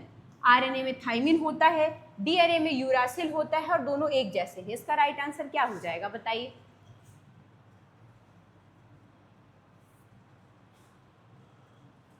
Deoxyribonucleic acid. बताइए क्या होगा? सिर्फ मैंने फोटो लगाई है, आप इस फोटो को देख लेंगे तो आपको आंसर पता चल जाएगा। डीएनए और आरएनए में जो प्रमुख अंतर होता है वो आप देख रहे होंगे कि ये जो फोटो है वो डीएनए की है, और जो ये फोटो है ये आरएनए की है। अब आप पहला ऑप्शन देखिए। पहले ऑप्शन में लिखा है डीएनए दोहरी हेलिक्स है, तो क्या आपको डीएनए दोहरी हेलिक्स दिख रही है? एक ये है और एक ये। तो दोहरी हेलिक्स आपको किसकी दिख रही है? डीएनए की, डीएनए की। और ये है आरएनए, और आरएनए में सिर्फ क्या है? आरएनए में एक ही हेलिक्स, ये। तो इसका राइट आंसर क्या हो जाएगा? डीएनए दोहरी हेलिक्स है और आरएनए एकल। फोटो लगाने का मतलब मेरा सिर्फ ये था कि आपको ये चित्र याद रहेगा तो आप इसका आंसर आसानी से लगा पाएंगे कि डीएनए सीधी सी बात है दिख रहा है डबल हेलिक्स, सीढ़ी नुमा संरचना, और आरएनए सिंगल हेलिक्स। डीएनए का फुल फॉर्म क्या होता है? डीऑक्सी राइबोन्यूक्लिक एसिड, और आरएनए का राइबोन्यूक्लिक एसिड। ये भी पूछ लिया जाता है। तो डीएनए कैसी है? दोहरी हेलिक्स है, और आरएनए कैसी है? एकल हेलिक्स है। तो दोनों में सबसे बड़ा अंतर क्या है? दोनों में सबसे बड़ा अंतर यही है कि जो डीएनए है वो कैसी है? दोहरी हेलिक्स है, और आरएनए एकल हेलिक्स। क्लियर? ये दोहरी दिख रही है डीएनए, 2, 1 और 2, और ये आरएनए सिंगल। क्लियर? अब आपको ये चित्र कभी नहीं भूलेगा और आपका ये आंसर कभी गलत नहीं होगा। चलिए अगला सवाल। अगला सवाल है, विद्युत मोटर किस सिद्धांत पर काम करती है? विद्युत मोटर किस सिद्धांत पर काम करती है? विद्युत चुंबकीय प्रेरण, चुंबकीय प्रभाव, जूल का नियम, या फोटोन सिद्धांत? जल्दी बता दीजिए, बहुत सरल क्वेश्चन। विद्युत मोटर किस सिद्धांत पर काम करती है? बताइए। विद्युत चुंबकीय प्रेरण, विद्युत मोटर है वो विद्युत चुंबकीय प्रेरण के सिद्धांत पर काम करती है, जिसमें किसी विद्युतीय चुंबकीय क्षेत्र पर रखा गया कोई पदार्थ होता है वो क्या अनुभव करता है? एक बल का अनुभव करता है, और जैसे ही उस पर धारा प्रवाहित की जाती है तो वो गति करता है, और वही गति ऊर्जा किसमें परिवर्तित हो जाती है? यांत्रिक ऊर्जा में। इतना सब आपको जानने की ज़रूरत नहीं है कि क्या प्रोसेस होती है, क्या है क्या नहीं। सिर्फ आपके समझाने के लिए मैं ये चीज़ें बोल देती हूँ कि एक बार आपके दिमाग में ये चीज़ें चली तो जाएँ। आपका अगले महीने एग्जाम है, जितनी ज़्यादा प्रैक्टिस करेंगे उतना ही ज़्यादा आपके लिए हेल्पफुल होने वाला है। अब कॉन्सेप्ट उतनी ज़्यादा इंपॉर्टेंट नहीं होने वाले हैं जितनी ज़्यादा प्रैक्टिस। कॉन्सेप्ट मैंने मैराथन क्लासेस में बाकायदे आपको एक एक क्वेश्चन में 5-5 मिनट दे के मैंने आपको कॉन्सेप्ट समझाए हैं कि कोई भी चीज़ कैसे काम करती है, क्या मैकेनिज्म होता है। यहाँ पे जितनी ज़्यादा प्रैक्टिस करेंगे उतना अच्छा है। तो विद्युत मोटर किस सिद्धांत पर काम कर रही है? विद्युत चुंबकीय प्रेरण के सिद्धांत पे काम करती है। विद्युत चुंबकीय प्रेरण का जो सिद्धांत है वो ये होता है कि जब भी कोई वस्तु किसी चुंबकीय क्षेत्र में रखी जाती है तो वो एक बल का अनुभव करती है, और जैसे ही उस वस्तु में या विद्युत मोटर में हम धारा का प्रवाह करते हैं तो जो गति ऊर्जा है, गतिज ऊर्जा, वो यांत्रिक ऊर्जा में परिवर्तित हो जाती है। तो ये होता है कॉन्सेप्ट। क्लियर? तो विद्युत मोटर किस सिद्धांत पर काम कर रही है? विद्युत चुंबकीय प्रेरण के सिद्धांत पर काम कर रही है, और ये चीज़ आपको याद रखनी है कि विद्युत मोटर किस पे काम करती है? विद्युत चुंबकीय प्रेरण के सिद्धांत पर। और विद्युत चुंबकीय प्रेरण क्या है? कि एक चुंबकीय क्षेत्र में रखा गया कोई पदार्थ है या धारावाही चालक है, वो बल का अनुभव करता है, जिससे जो ऊर्जा है वो कन्वर्ट हो जाती है यांत्रिक या गति ऊर्जा। क्लियर? चलिए, ध्वनि की चाल किस माध्यम में सबसे ज़्यादा होती है? बताइए, ध्वनि की चाल किस माध्यम में सबसे ज़्यादा होती है? ध्वनि की चाल किस माध्यम में सबसे अधिक होती है? कौन सा ऐसा माध्यम है जिसमें ध्वनि की चाल सबसे ज़्यादा है और क्यों? बताइए, ध्वनि की चाल किस माध्यम में सबसे ज़्यादा होगी? बताइए। ध्वनि की चाल देखिए सबसे ज़्यादा किस में होगी? सीधी सी बात है, आप समझिएगा, ठोस में। क्यों? क्योंकि ठोस में जो अणु होते हैं वो बहुत पास पास होते हैं, और जब अणु पास पास होंगे तो उनमें कंपन तेजी से होगा,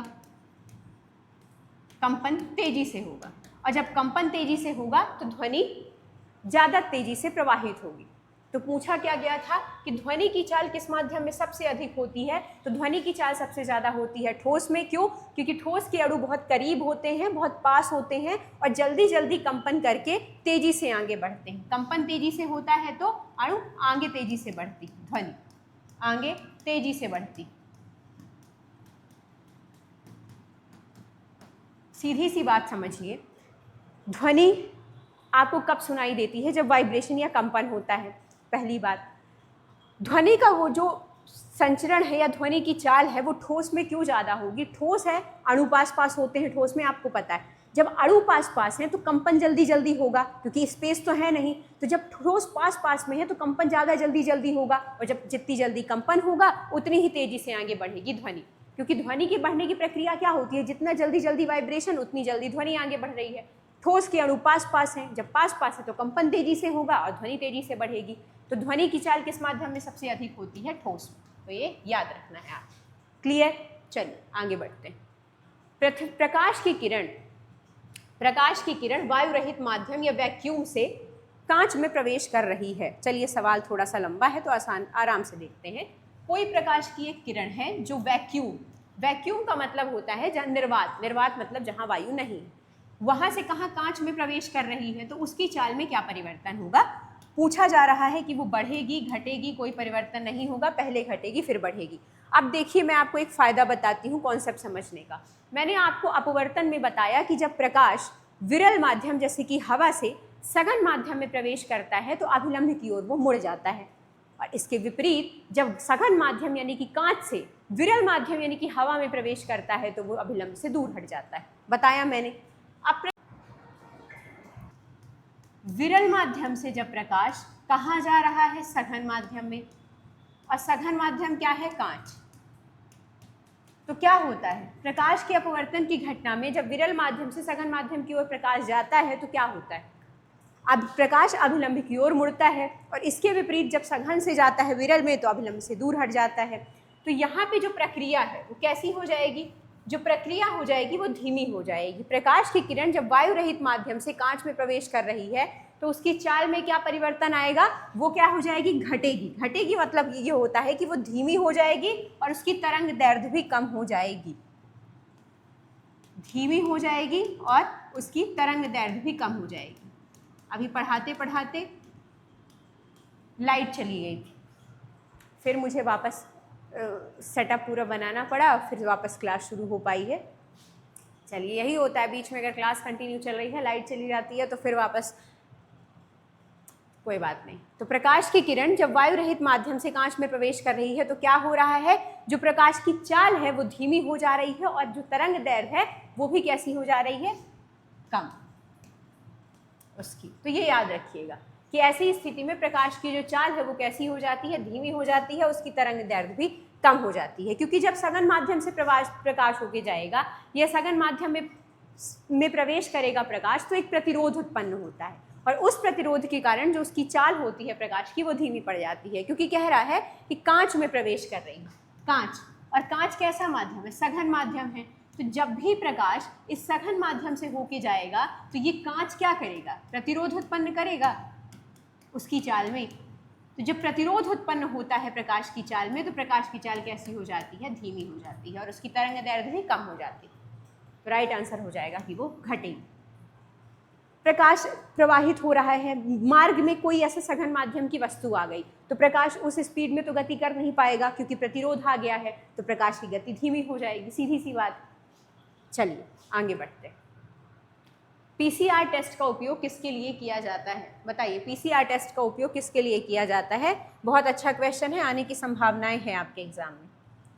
पीसीआर टेस्ट का उपयोग किसके लिए किया जाता है? पीसीआर टेस्ट रक्तचाप जांचने के लिए, डीएनए की प्रकृति बनाने के लिए, हृदय रोग का पता करने के लिए, किडनी की कार्यक्षमता नापने के लिए। जल्दी बता दीजिए कि किसके लिए उपयोग किया जाता है पीसीआर टेस्ट? जो पीसीआर टेस्ट होता है वो बेसिकली डीएनए की प्रकृति को जानने के लिए होता है। जैसे मान लीजिए किसी व्यक्ति में कोई आनुवांशिक रोग है, आनुवांशिक रोग हैं, उनका पता लगाने के लिए, डीएनए टेस्टिंग करने के लिए। दूसरी चीज़ कैंसर की पहचान करने के लिए। तो जो पीसीआर टेस्ट का उपयोग होता है वो किसके लिए होता है? डीएनए की प्रतिकृति बनाने के लिए। मतलब जैसे आपके आनुवांशिक रोग हैं उनका कभी पता लगाने के लिए कि कभी कोई आनुवांशिक रोग है नहीं। डीएनए टेस्टिंग के लिए, कैंसर की जांच के लिए भी पीसीआर टेस्ट का उपयोग किया जाता है। तो याद रखिएगा पीसीआर टेस्ट किससे संबंधित है? डीएनए टेस्टिंग से संबंधित है। क्लियर? चलिए, ये करंट के क्वेश्चंस हैं। चर्चित जो भी चीज़ें रहती हैं करंट में वो आपके उस साल एग्जाम में आने के लिए उनकी जो प्रोबेबिलिटी है वो ज़्यादा हो जाती है। ये पीसीआर टेस्ट अभी थोड़ा चर्चा में रहा था, इस वजह से मैंने ये क्वेश्चन रखा है कि हो सकता है पूछ ले कि पीसीआर टेस्ट का संबंध किससे है? तो डीएनए की टेस्टिंग से संबंधित है, डीएनए की जांच से संबंधित है। किस वैज्ञानिक ने गुरुत्वाकर्षण के नियम की खोज की थी? बहुत सरल सवाल है, आधा सेकेंड भी इसमें ज़्यादा है। गुरुत्वाकर्षण का नियम किसने दिया था बताइए? गुरुत्वाकर्षण और गति का नियम किसका है? आइजैक न्यूटन का। गुरुत्वाकर्षण और गति के नियम किसके हैं? गति के 3 नियम तो आपको पता ही है। आइजैक न्यूटन के गति का पहला नियम जड़त्व का नियम कहलाता है कि यदि कोई वस्तु स्थिर है तो स्थिर रहेगी, गतिमान है तो गतिमान रहेगी, जब तक कि उस पर कोई बाह्य बल आरोपित ना किया जाए।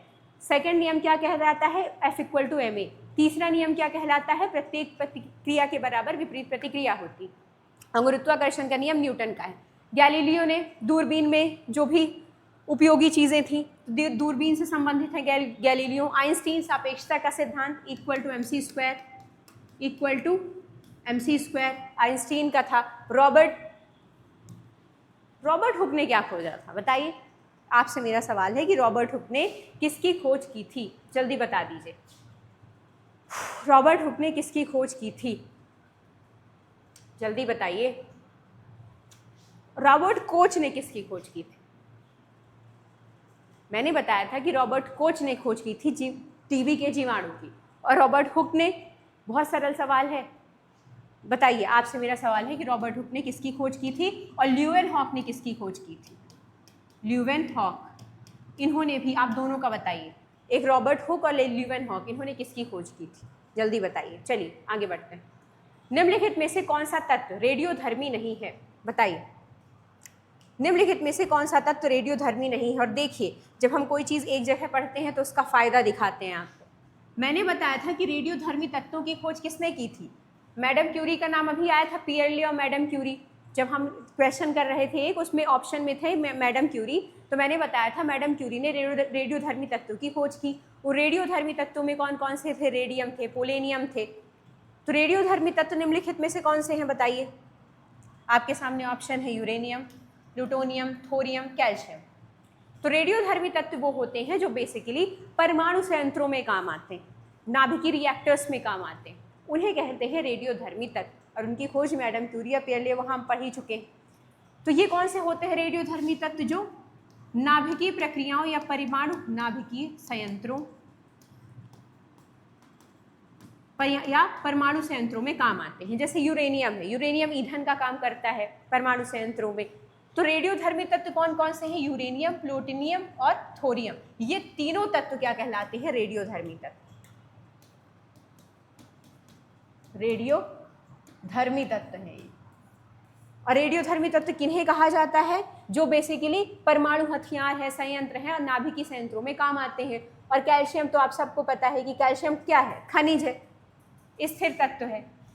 कैल्शियम क्या है? खनिज है, जो हड्डी और दांतों के निर्माण में काम आता है। खनिज है, कैल्शियम तत्व है, जो किसके निर्माण में काम आता है? हड्डी और दांतों, हड्डियों और दांतों में। कैल्शियम ज़रूरी होता है ना दांतों के लिए। जितने वो प्रचार आते हैं आपके टूथपेस्ट के, तो क्या कहा जाता है? वो कैल्शियम की कमी है आपके दांतों में, या वॉटएवर जो भी प्रचार में रहता है वो यही है। तो कैल्शियम क्या है? कैल्शियम रेडियोधर्मी तत्व नहीं है, क्योंकि पूछा गया सवाल में नहीं था। कौन सा? नहीं है। तो रेडियोधर्मी तत्व वो तत्व होते हैं जो परमाणु संयंत्रों में, परमाणु हथियारों में या नाभिकीय संयंत्रों में काम आते हैं। वो कौन कौन से हैं? यूरेनियम है, प्लूटोनियम है, थोरियम है। जैसे यूरेनियम किस रूप में काम आता है? यूरेनियम ईंधन के रूप में काम आता है परमाणु संयंत्रों में। तो राइट आंसर क्या हो जाएगा? कौन सा नहीं है? तो नहीं है कैल्शियम। क्लियर? कैल्शियम क्या है? एक तत्व है, एक खनिज है, जो हड्डी और दांतों के निर्माण में सहायक है। मानव शरीर में यूरिया का निर्माण कहाँ होता है? बताइए, मानव शरीर में यूरिया कहाँ बनता है? यूरिया जरूरी है ना भाई बनना, अमोनिया को शरीर से बाहर निकालने के लिए। तो मानव शरीर में यूरिया का निर्माण कहाँ होता है? जल्दी बता दीजिए। किडनी में, लीवर में, छोटी आंत में, फेफड़े में? बताइए कहाँ होता है? यूरिया का निर्माण कहाँ होता है? यूरिया का निर्माण होता है बेसिकली कहाँ? लीवर में। लीवर में होते हैं एंजाइम्स। एंजाइम्स, ये एंजाइम्स क्या करते हैं? अमोनिया को, जहरीली जो अमोनिया बॉडी में होती है, बॉडी के लिए जहर, उसको यूरिया में परिवर्तित कर देते हैं। और ये यूरिया जो हम यूरिन के थ्रू शरीर से बाहर निकल जाती है।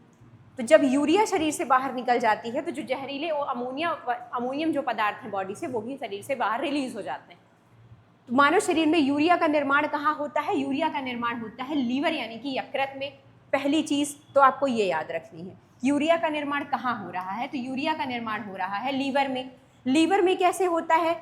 लीवर में कई तरह के एंजाइम्स होते हैं। वो एंजाइम्स क्या करते हैं?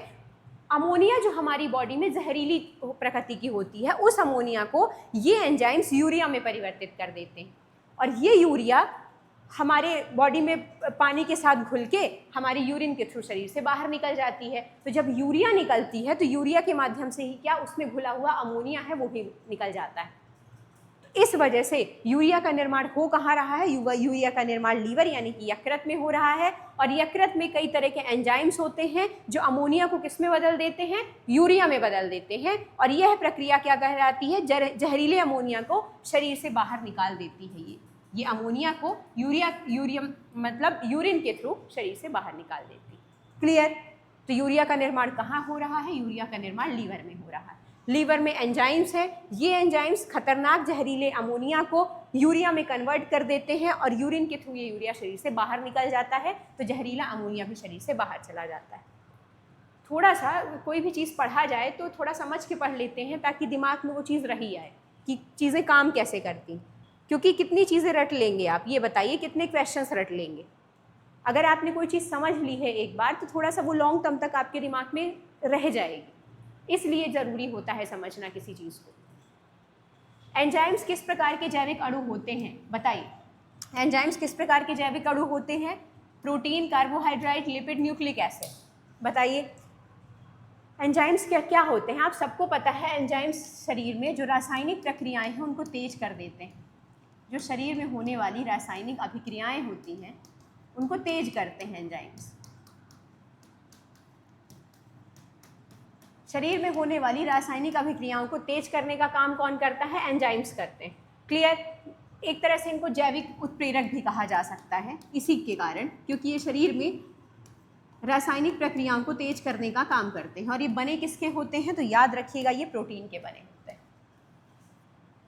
तो एंजाइम्स किस प्रकार के जैविक अणु है? एंजाइम्स प्रोटीन के बने होते हैं। पूछ ले एंजाइम्स का कार्य का क्या होता है? तो एंजाइम्स का मुख्य कार्य होता है शरीर में रासायनिक अभिक्रियाओं को तेज करना। और ये पूछ ले कि निम्नलिखित में से किन्हें जैविक उत्प्रेरक भी कहा जाता है? तो एंजाइम्स को ही जैविक उत्प्रेरक भी कहा जाता है। सवाल किसी भी प्रकार से पूछ सकता है, तैयारी हर तरह से करके चलनी है आपसे। तो एंजाइम्स किस प्रकार के जैविक अणु हैं? तो सबसे पहले तो एंजाइम्स काम क्या करते हैं? तो एंजाइम शरीर में जो जैविक प्रक्रियाएं हैं, जो रासायनिक प्रक्रियाएं हैं, उनको तेज करने का काम करते हैं और इसी वजह से इन्हें जैविक उत्प्रेरक भी कहा जाता है। और मान लीजिए सवाल पूछ ले कि जैविक उत्प्रेरक किन्हें कहा जाता है? तो जैविक उत्प्रेरक एंजाइम्स को कहा जाता है, क्योंकि एंजाइम्स शरीर में रासायनिक अभिक्रियाओं को तेज करते हैं। दूसरी चीज़, एंजाइम्स किसके बने होते हैं? तो एंजाइम्स प्रोटीन के बने होते हैं। क्लियर? चलिए आगे बढ़ते हैं। तो जैविक उत्प्रेरक किन्हें कहा जाता है? एंजाइम्स को। क्यों? क्योंकि एंजाइम शरीर में रासायनिक प्रक्रियाओं को तेज कर देते हैं। चलिए अगला सवाल। अगला सवाल है, निम्नलिखित में से कौन सी तरंगे वैक्यूम में भी यात्रा कर सकती हैं? वैक्यूम का मतलब होता है निर्वात में भी यात्रा कर सकती हैं। बताइए निम्नलिखित में से कौन सी तरंगे हैं जो वैक्यूम अर्थात निर्वात में भी यात्रा कर सकती हैं? आपके सामने ऑप्शन है ध्वनि तरंगे, यांत्रिक तरंगे, रेडियो तरंगे, जल तरंगे। बताइए कौन सी तरंगे हैं जो निर्वात में भी यात्रा कर सकती हैं? बताइए जल्दी। देखिए वैक्यूम में भी जो यात्रा कर सकती हैं वो होती है विद्युत चुंबकीय तरंगे। पहली बात, विद्युत चुंबकीय तरंगे। विद्युत चुंबकीय तरंगे कौन कौन सी होती हैं उनके नाम भी जान लीजिए। विद्युत चुंबकीय तरंगों में बेसिकली जैसे है प्रकाश तरंग, रेडियो तरंगे ये शामिल होती हैं और इनको प्रवहन करने के लिए किसी माध्यम की आवश्यकता नहीं होती है। तो बेसिकली पूछा क्या गया था कि कौन सी तरंगे हैं जो वैक्यूम में भी यात्रा कर सकती हैं? तो विद्युत चुंबकीय तरंगे होती हैं जो वैक्यूम में भी यात्रा कर सकती हैं। और विद्युत चुंबकीय तरंगों में कौन कौन सी तरंगे हैं? प्रकाश तरंगे हैं, रेडियो तरंगे हैं और इसमें एक एक्सरे भी शामिल है। ये निर्वात में भी गमन कर सकती है और इनके लिए क्या है, इनके फैलने के लिए, इन तरंगों के लिए किसी माध्यम की आवश्यकता नहीं होती है। किसी माध्यम की आवश्यकता इन्हें नहीं होती, इन तरंगों को फैलने के लिए आवश्यकता नहीं होती। अब बता दीजिए इनमें से कौन सा होगा? मैंने तो आपको सब बता दिया। पूछा था कि कौन सी तरंगे हैं जो वैक्यूम अर्थात निर्वात में भी यात्रा कर सकती हैं, अर्थात उनको यात्रा करने के लिए किसी माध्यम की जरूरत नहीं होती है। तो मैंने आपको बताया कि विद्युत चुंबकीय तरंगें ऐसी तरंगें होती हैं जिनको यात्रा करने के लिए किसी माध्यम की आवश्यकता नहीं होती है, और विद्युत चुंबकीय तरंगें वैक्यूम में भी यात्रा कर सकती हैं। और विद्युत चुंबकीय तरंगें कौन कौन सी होती हैं? जैसे प्रकाश तरंग है, रेडियो तरंग है, एक्सरे है। अब आप ऑप्शन में देख लीजिए कि इन तरंगों में से कौन सी तरंग विद्युत चुंबकीय तरंग है, क्योंकि सिर्फ विद्युत चुंबकीय तरंगें ही ऐसी होती हैं जिनको यात्रा करने के लिए माध्यम की आवश्यकता नहीं होती। तो कौन सी तरंगें हैं विद्युत चुंबकीय तरंगें? तो आपको दिख रहा होगा कि रेडियो तरंग विद्युत चुंबकीय तरंग। तो राइट आंसर क्या हो जाएगा? राइट आंसर हो जाएगा रेडियो तरंग। और रेडियो तरंग की जगह पूछ सकता था, यहाँ विद्युत चुंबकीय तरंग भी दे सकता था, तो विद्युत चुंबकीय तरंग ही लगाते आप, क्योंकि विद्युत चुंबकीय तरंगों में ही आते हैं प्रकाश तरंग, रेडियो तरंग और एक्सरे। और ये भी पता होना चाहिए आपको कि कौन कौन सी तरंगें विद्युत चुंबकीय तरंगें हैं। तभी देखिए कितना डीप क्वेश्चन पूछा है। आप पढ़ के जाते कि विद्युत चुंबकीय तरंगें होती हैं जो वैक्यूम में भी यात्रा कर सकती हैं और उनकी यात्रा करने के लिए किसी माध्यम की जरूरत नहीं पड़ती। लेकिन अगर आपको नहीं पता कि विद्युत चुंबकीय तरंगें कौन सी हैं, तो क्या आप इसको कर सकते थे? नहीं कर सकते थे। क्यों? क्योंकि आपको ये पता ही नहीं था कि विद्युत चुंबकीय तरंगों में आता क्या क्या है। तो आज आपको पता चला कि विद्युत चुंबकीय तरंगों में ये 3 तरंगें शामिल होती हैं, तो राइट आंसर हो जाएगा ये। थोड़ा सा डीप क्वेश्चन, क्लियर? चलिए, तो कौन सी ऐसी तरंगें हैं जो वैक्यूम में भी यात्रा कर सकती हैं या जिन्हें यात्रा करने के लिए माध्यम की आवश्यकता नहीं होती है? वो होती हैं विद्युत चुंबकीय तरंगें, और इन्हें क्या कहा जाता है? रेडियो तरंग। चलिए, रेडियो तरंगें, प्रकाश तरंगें, ये सारी क्या होती हैं? विद्युत चुंबकीय तरंगें कहलाती। आगे अगला सवाल, कोई वस्तु जब पानी में डुबोई जाती है तो वो हल्की क्यों महसूस होती है? किसी वस्तु को आपने पानी में डुबोया और वो हल्की महसूस हो रही है, क्यों? और आपके सामने ऑप्शंस दे दिए गए हैं। गुरुत्वाकर्षण कम हो गया उस वस्तु का, भार कम हो गया, आर्कमिडीज का बल काम कर रहा है और वस्तु का आकार बदल रहा है। और आर्कमिडीज के सिद्धांत को मैंने आपको बहुत अच्छे से समझाया था कि जब किसी द्रव या गैस पर कोई वस्तु आंशिक या पूर्ण रूप से डुबोई जाती है तो उस वस्तु के बराबर, मतलब उस वस्तु ने जितना पानी विस्थापित किया है, तो उस विस्थापित द्रव के भार के बराबर ऊपर की ओर एक बल काम करता है। और मैंने आपको चित्र बना के बताया था कि मान लीजिए ये कोई जार है, इसमें कोई वस्तु मैंने डुबोई, इसमें मैंने एक बॉल डुबोई। ये बॉल जितना पानी विस्थापित करेगी इस जार से, उस विस्थापित पानी के भार के बराबर ऊपर की ओर एक बल काम करेगा। उस बल को क्या बोलेंगे? उत्प्लावक बल। उस बल को क्या कहा जाता है? उत्प्लावक बल। एक सवाल ये भी पूछता है कि यदि उत्प्लावक बल ज़्यादा है तो वस्तु तैरेगी या डूबेगी? तो उत्प्लावक बल ऊपर की ओर काम करता है, तो जब उत्प्लावक बल ज़्यादा होता है तो वस्तु तैरेगी, और जब उत्प्लावक बल कम हो जाएगा तो वस्तु डूब जाएगी। ये भी कॉन्सेप्ट आपको यहाँ पे पता होने चाहिए, क्योंकि आर्कमिडीज का सिद्धांत आपके एमपीटेट वर्ग 3 जो पात्रता परीक्षा है उसका सिलेबस का पार्ट, आर्कमिडीज का सिद्धांत साइंस पे। तो याद रखिएगा, आर्कमिडीज का सिद्धांत क्या कहता है कि जब कोई वस्तु किसी द्रव या गैस में आंशिक या पूर्ण रूप से डुबोई जाती है तो उस वस्तु के भार के बराबर जितना पानी विस्थापित होता है उसके ही बराबर ऊपर की ओर एक उत्प्लावक बल काम करता है। तो पूछ लेगा कि कौन सा बल काम करता है? तो उत्प्लावक बल। उत्प्लावक बल यदि ज़्यादा होगा तो वस्तु डूबेगी या तैरेगी? उत्प्लावक बल ऊपर की ओर काम करता है, तो यदि उत्प्लावक बल ज़्यादा हुआ तो वस्तु तैरेगी, और यदि उत्प्लावक बल कम हो गया तो वस्तु डूब जाएगी। एक ये पता चला आपको। दूसरी चीज़, पानी हल्की क्यों महसूस होती है? तो आर्कमिडीज के बल के कारण, क्योंकि ऊपर की ओर एक उत्प्लावक बल काम करता है जो वस्तु को खींचता है अपनी ओर, वस्तु को डूबने नहीं देता है। तो जितना ज़्यादा उत्प्लावक बल होगा वस्तु तैरेगी, तो इस वजह से वस्तु हल्की महसूस होती है। किस बल के कारण? उत्प्लावक बल के कारण। और उत्प्लावक बल कहाँ काम करता है? आर्कमिडीज के सिद्धांत के अंतर्गत काम करता है। क्लियर? और मैं आपको कई बार आर्कमिडीज का सिद्धांत बता चुकी हूँ। सवाल इस तरह भी पूछ लेता है कि उत्प्लावक बल यदि ज़्यादा लग रहा है तो वस्तु तैरेगी या डूबेगी? तो तैरेगी। उत्प्लावक बल कम है तो वस्तु डूब जाएगी। और हल्की क्यों महसूस हो रही थी? पूछा क्या था कि कोई वस्तु हल्की क्यों महसूस हो रही है? हल्की वो इसीलिए महसूस हो रही है क्योंकि ऊपर की ओर एक उत्प्लावक बल काम कर रहा है जो वस्तु को तैराए रख रहा है। तो राइट आंसर हो जाएगा, क्योंकि उस पर आर्कमिडीज का बल काम कर रहा है। तो जब कोई चीज़ पढ़ा करिए तो थोड़ा सा ऐसे ही पढ़ा करिए कि चीज़ें एक जगह आपको सामूहिक रूप से मिल जाएं, और कॉन्सेप्ट तो समझ में आ ही जाए कि आखिर कहना क्या चाह रहा है क्वेश्चन। कभी इससे रिलेटेड, आर्कमिडीज से रिलेटेड कुछ भी पूछ ले आपसे तो आप सक्षम हो उस आंसर को करने में। न्यूट्रॉन की खोज किसने की थी? जल्दी बता दीजिए। James Chadwick, Niels Bohr, Rutherford, John Dalton. जल्दी बता दीजिए, न्यूट्रॉन की खोज किसने की थी? बताइए। न्यूट्रॉन की खोज जेम्स चैडविक ने की थी। नील्स बोर बोहर मॉडल परमाणु का, परमाणु संरचना, और रदरफोर्ड जॉन डाल्टन में बता ही चुके हैं, बार बार नहीं बताऊंगी इसलिए क्योंकि आप अपने दिमाग पे जोर डालिए कि रदरफोर्ड के लिए क्या बताया गया था, कि रदरफोर्ड ने किसकी खोज की थी। जल्दी बताइए। परमाणु के नाभिक की। बता मैं देती हूँ, लेकिन मुझे लगता है कि पहले खुद पे तो जोर डालिए दिमाग में। अर्नेस्ट रदरफोर्ड ने किसकी खोज की थी? परमाणु के नाभिक की खोज की थी। और जॉन डाल्टन ने किसकी खोज की थी? बताइए। आधुनिक परमाणु सिद्धांत, आधुनिक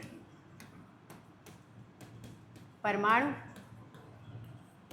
सिद्धांत की खोज की थी कि कोई भी वस्तु छोटे छोटे कणों से मिलकर बनती है, जिसे क्या कहा जाता है? जिसे परमाणु कहा जाता है। क्लियर? और बोहर मॉडल तो आप सबको पता ही है, नील्स बोर का। क्या कहलाता है बोहर मॉडल? कि जो इलेक्ट्रॉन्स होते हैं वो नाभिक के चारों ओर परिक्रमा करते हैं। ये इलेक्ट्रॉन्स नाभिक के चारों ओर परिक्रमा करते हैं, ये नील्स बोर का मॉडल। तो अब जब हमने पढ़ा तो हमने कई सारी चीज़ें एक जगह पढ़ ली कि किसने क्या खोज की, तो हमारी बहुत सारी चीज़ें एक जगह तैयार हो गई। और हमने जितने भी क्वेश्चन किए हैं, मैंने जितनी आपकी वर्ग 3 के लिए क्लासेस डाली हैं, मैं चाहे वो मैराथन क्लास में 100+ क्वेश्चंस करवाए हों, मैंने 200 क्वेश्चंस करवाए हों, सब में मैंने इसी तरह पढ़ाया है, सब में। तो प्लेलिस्ट वाले ऑप्शन में जाइए, प्लेलिस्ट वाले ऑप्शन में जाके देखिए कि एमपी टेट चयन पात्रता परीक्षा वर्ग 3 के लिए मैराथन क्लासेस में इतने अच्छे एमसीक्यू आपको सॉल्व करवाए गए हैं और इसी तरीके से करवाए गए।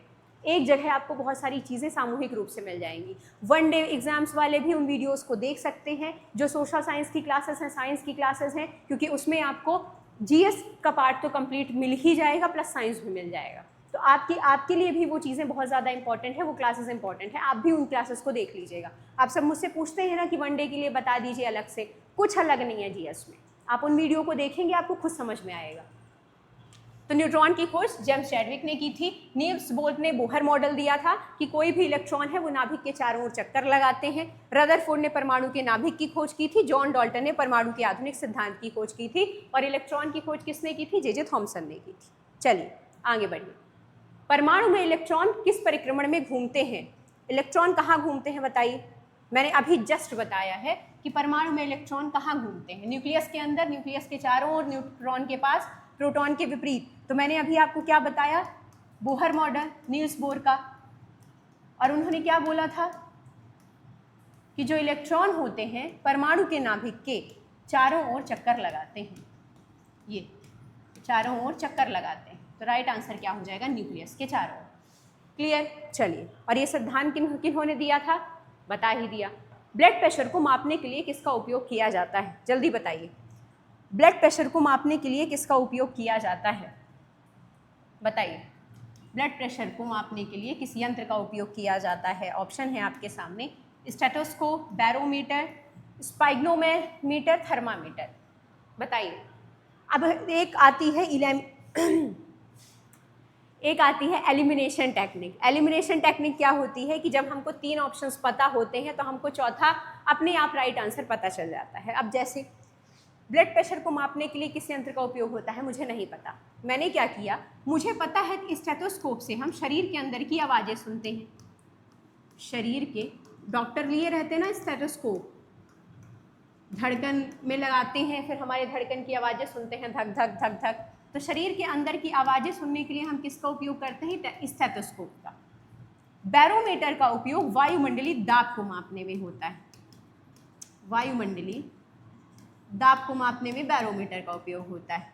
थर्मामीटर का उपयोग टेम्परेचर यानी कि तापमान मापने में होता है। टेम्परेचर यानी ताप। आज आपकी एक क्लास लेने में 4 बार लाइट गोल हुई है, और ये क्लास कैसे शूट हो रही है मैं ही जान रही हूँ। पता नहीं लाइट का क्या इशू हो रहा है। आधी क्लास होती है फिर लाइट चली जाती है, आधी क्लास होती है फिर लाइट चली जाती है, अभी फिर लाइट चली गई थी। तो मैंने क्वेश्चन क्या था कि ब्लड प्रेशर को मापने के लिए किस यंत्र का उपयोग किया जाता है। मैंने आपको बताया था कि एलिमिनेशन टेक्निक होती है कि यदि आपको 3 ऑप्शंस पता हैं तो आप चौथे का राइट आंसर लगा सकते हैं। तो अगर आपको पता है कि स्टेथोस्कोप का उपयोग शरीर के अंदर की आवाज़ें सुनने के लिए होता है, वही बैरोमीटर का उपयोग वायुमंडलीय दाब को मापने के लिए होता है और थर्मामीटर टेम्परेचर को नापता है। तो ऑब्वियस सी बात है, राइट आंसर हो जाएगा स्पाइग्नोमैनमीटर। इसका उपयोग किसमें होता है? ब्लड प्रेशर को मापने में होता है। क्लियर? तो ब्लड प्रेशर मापने में किसका उपयोग हो रहा है? स्पाइग्नोमैनमीटर का उपयोग हो रहा है। और आपको ये भी पता चल गया कि स्टेथोस्कोप शरीर के अंदर की आवाज़ें सुनता है, बैरोमीटर वायुमंडलीय दाब को मापता है और थर्मामीटर टेम्परेचर मापने में यूज होता है। चलिए अगला क्वेश्चन देखते हैं। शुद्ध जल का पीएच मान कितना होता है? बहुत सरल क्वेश्चन है, आपको सामने आधे सेकंड से भी कम का समय है, जल्दी बता दीजिए कि शुद्ध जल का पीएच मान किसमें ज्ञात होता है? शुद्ध जल का पीएच मान होता है 5, 7, 9, 11। बताइए शुद्ध जल का पीएच मान कितना होता है? जल्दी बता दीजिए। आप सबको पता है शुद्ध जल कैसा होता है? शुद्ध जल उदासीन प्रकृति का होता है। क्लियर? शुद्ध जल का पीएच मान होता है 7। और एक चीज और जान लीजिए, जब किसी चीज का पीएच मान 7 से कम होता है तो वस्तु कैसी होती है? अम्लीय। और जब किसी वस्तु का पीएच मान 7 से अधिक होता है तो वो होती है क्षारीय। अधिक होता है तो वो कैसी हो जाती है? क्षारीय। और जब 7 होता है तो वो कैसी होती है? उदासीन। तो यदि जल का पीएच मान 7 है तो जल कैसा हो जाएगा? जल हो जाएगा उदासीन। तो शुद्ध जल का पीएच मान कितना होता है? शुद्ध जल का पीएच मान 7 होता है। और यदि शुद्ध जल का पीएच मान 7 है तो वो कैसी प्रकृति का होगा? उदासीन प्रकृति का। सवाल पूछा जाता है कि शुद्ध जल किस प्रकृति का होता है? अम्लीय, क्षारीय या उदासीन? तो याद रखिएगा उदासीन प्रकृति का होता है क्योंकि इसका पीएच मान 7 होता है। सवाल पूछा जाता है और इसमें बहुत लोगों को कंफ्यूजन होता है कि यदि किसी वस्तु का पीएच मान 7 से कम है तो वस्तु कैसी होगी? याद रखिएगा 7 से कम है तो वो अम्लीय होगी और 7 से अधिक है तो वो क्षारीय होगी। 0 में अगर किसी वस्तु का पीएच मान है तो वो वस्तु सबसे ज़्यादा अम्लीय होगी और यदि किसी वस्तु का पीएच मान 14 है तो वो सबसे ज़्यादा क्षारीय मानी जाएगी। क्लियर? चलिए आगे बढ़ते हैं। 7 से ज़्यादा है तो क्षारीय, 7 से कम है तो अम्लीय और 7 है तो उदासीन। जल कैसी प्रकृति का है? उदासीन प्रकृति का। क्यों? क्योंकि उसका पीएच मान 7 होता है। ओजोन परत वायुमंडल की किस परत में पाई जाती है? बताइए ओजोन परत वायुमंडल की किस परत में पाई जाती है? बताइए।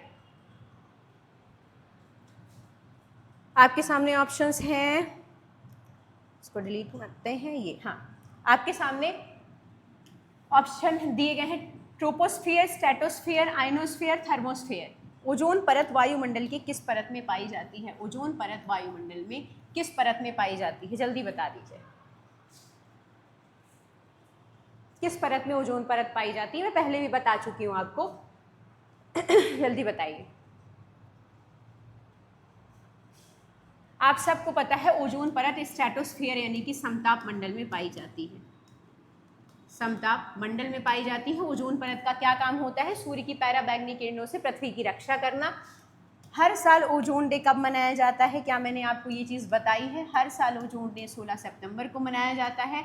ओजोन परत संरक्षण से कौन सा प्रोटोकॉल संबंधित है? तो ओजोन परत संरक्षण से मॉन्ट्रियल प्रोटोकॉल संबंधित है। दे देगा सवाल कि निम्नलिखित में से ओजोन परत संरक्षण से कौन सा प्रोटोकॉल संबंधित है? मॉन्ट्रियल प्रोटोकॉल, स्टॉकहोम समझौता, COP19 या कुछ भी दे देगा। तो याद रखिएगा ओजोन परत संरक्षण से संबंधित है कौन सा? Montreal protocol. हर साल ओजोन दिवस 16 सितंबर को मनाया जाता है। ओजोन परत वायुमंडल की किस परत में पाई जाती है? तो राइट आंसर हो जाएगा स्ट्रेटोस्फियर यानी कि समताप मंडल। समताप मंडल में कौन सी परत पाई जाती है? ओजोन परत पाई जाती है। और यहाँ जीवन संभव क्यों नहीं है? मैंने बताया था कि आपको कि यहाँ ऑक्सीजन और पानी की कमी होती है, इस वजह से यहाँ जीवन संभव नहीं है। ऑक्सीजन और पानी की कमी के कारण यहाँ जीवन संभव नहीं। क्लियर? तो इतनी चीज़ें, जब कोई चीज़ पढ़ा करिए तो ऐसे ही सारी चीज़ें एक जगह पढ़ लिया करिए। और आपको अगर इसी तरह की क्लासेस देखनी है तो मैं बार बार रिपीट कर रही हूँ, प्लेलिस्ट वाले ऑप्शन में चले जाइएगा। उसमें अलग अलग मैराथन क्लासेस हैं। इसी तरह के MCQ सॉल्व करवाए गए हैं 100+ हर वीडियो में। तो जाके उन्हें ज़रूर एक बार एग्ज़ाम के पहले ही देख लीजिएगा। और जिन्हें आप चाहते हैं कि इस बार वो सिलेक्शन ले लें, उन्हें ये वीडियो शेयर कर दीजिएगा, क्योंकि सोर्सेस सबके पास नहीं होते हैं। मैं जैसा हमेशा कहती हूँ कि पेड कोर्सेज खरीदने के, पैसे दे के पढ़ने के सबके पास साधन संसाधन नहीं है और शिक्षा पे सबका अधिकार। तो ये प्लीज़ वीडियो को शेयर कर दीजिएगा उन लोगों तक जिन्हें ज़रूरत है। तो ओजोन परत कहाँ पाई जाती है? स्ट्रेटोस्फीयर यानी कि समताप मंडल में। चलिए, ये क्वेश्चंस थे आपके। अब आप खुद का इवैल्यूएशन करिएगा कि आपके कितने क्वेश्चन सही हुए, कितने क्वेश्चन सही नहीं हुए हैं और कितनी तैयारी की ज़रूरत है। आप सब यदि कहेंगे तो यही सीरीज़ कंटिन्यू की जाएगी और चलती रहेगी, सोशल साइंस वाली सीरीज़ भी, साइंस की सीरीज़ भी। और हाँ, जो मैं हमेशा कहती हूँ, आपको ये बताना है कि आप ये वीडियो कहाँ से देख रहे हैं, किस ज़िले से, किस गांव से, किस शहर से, किस राज्य से।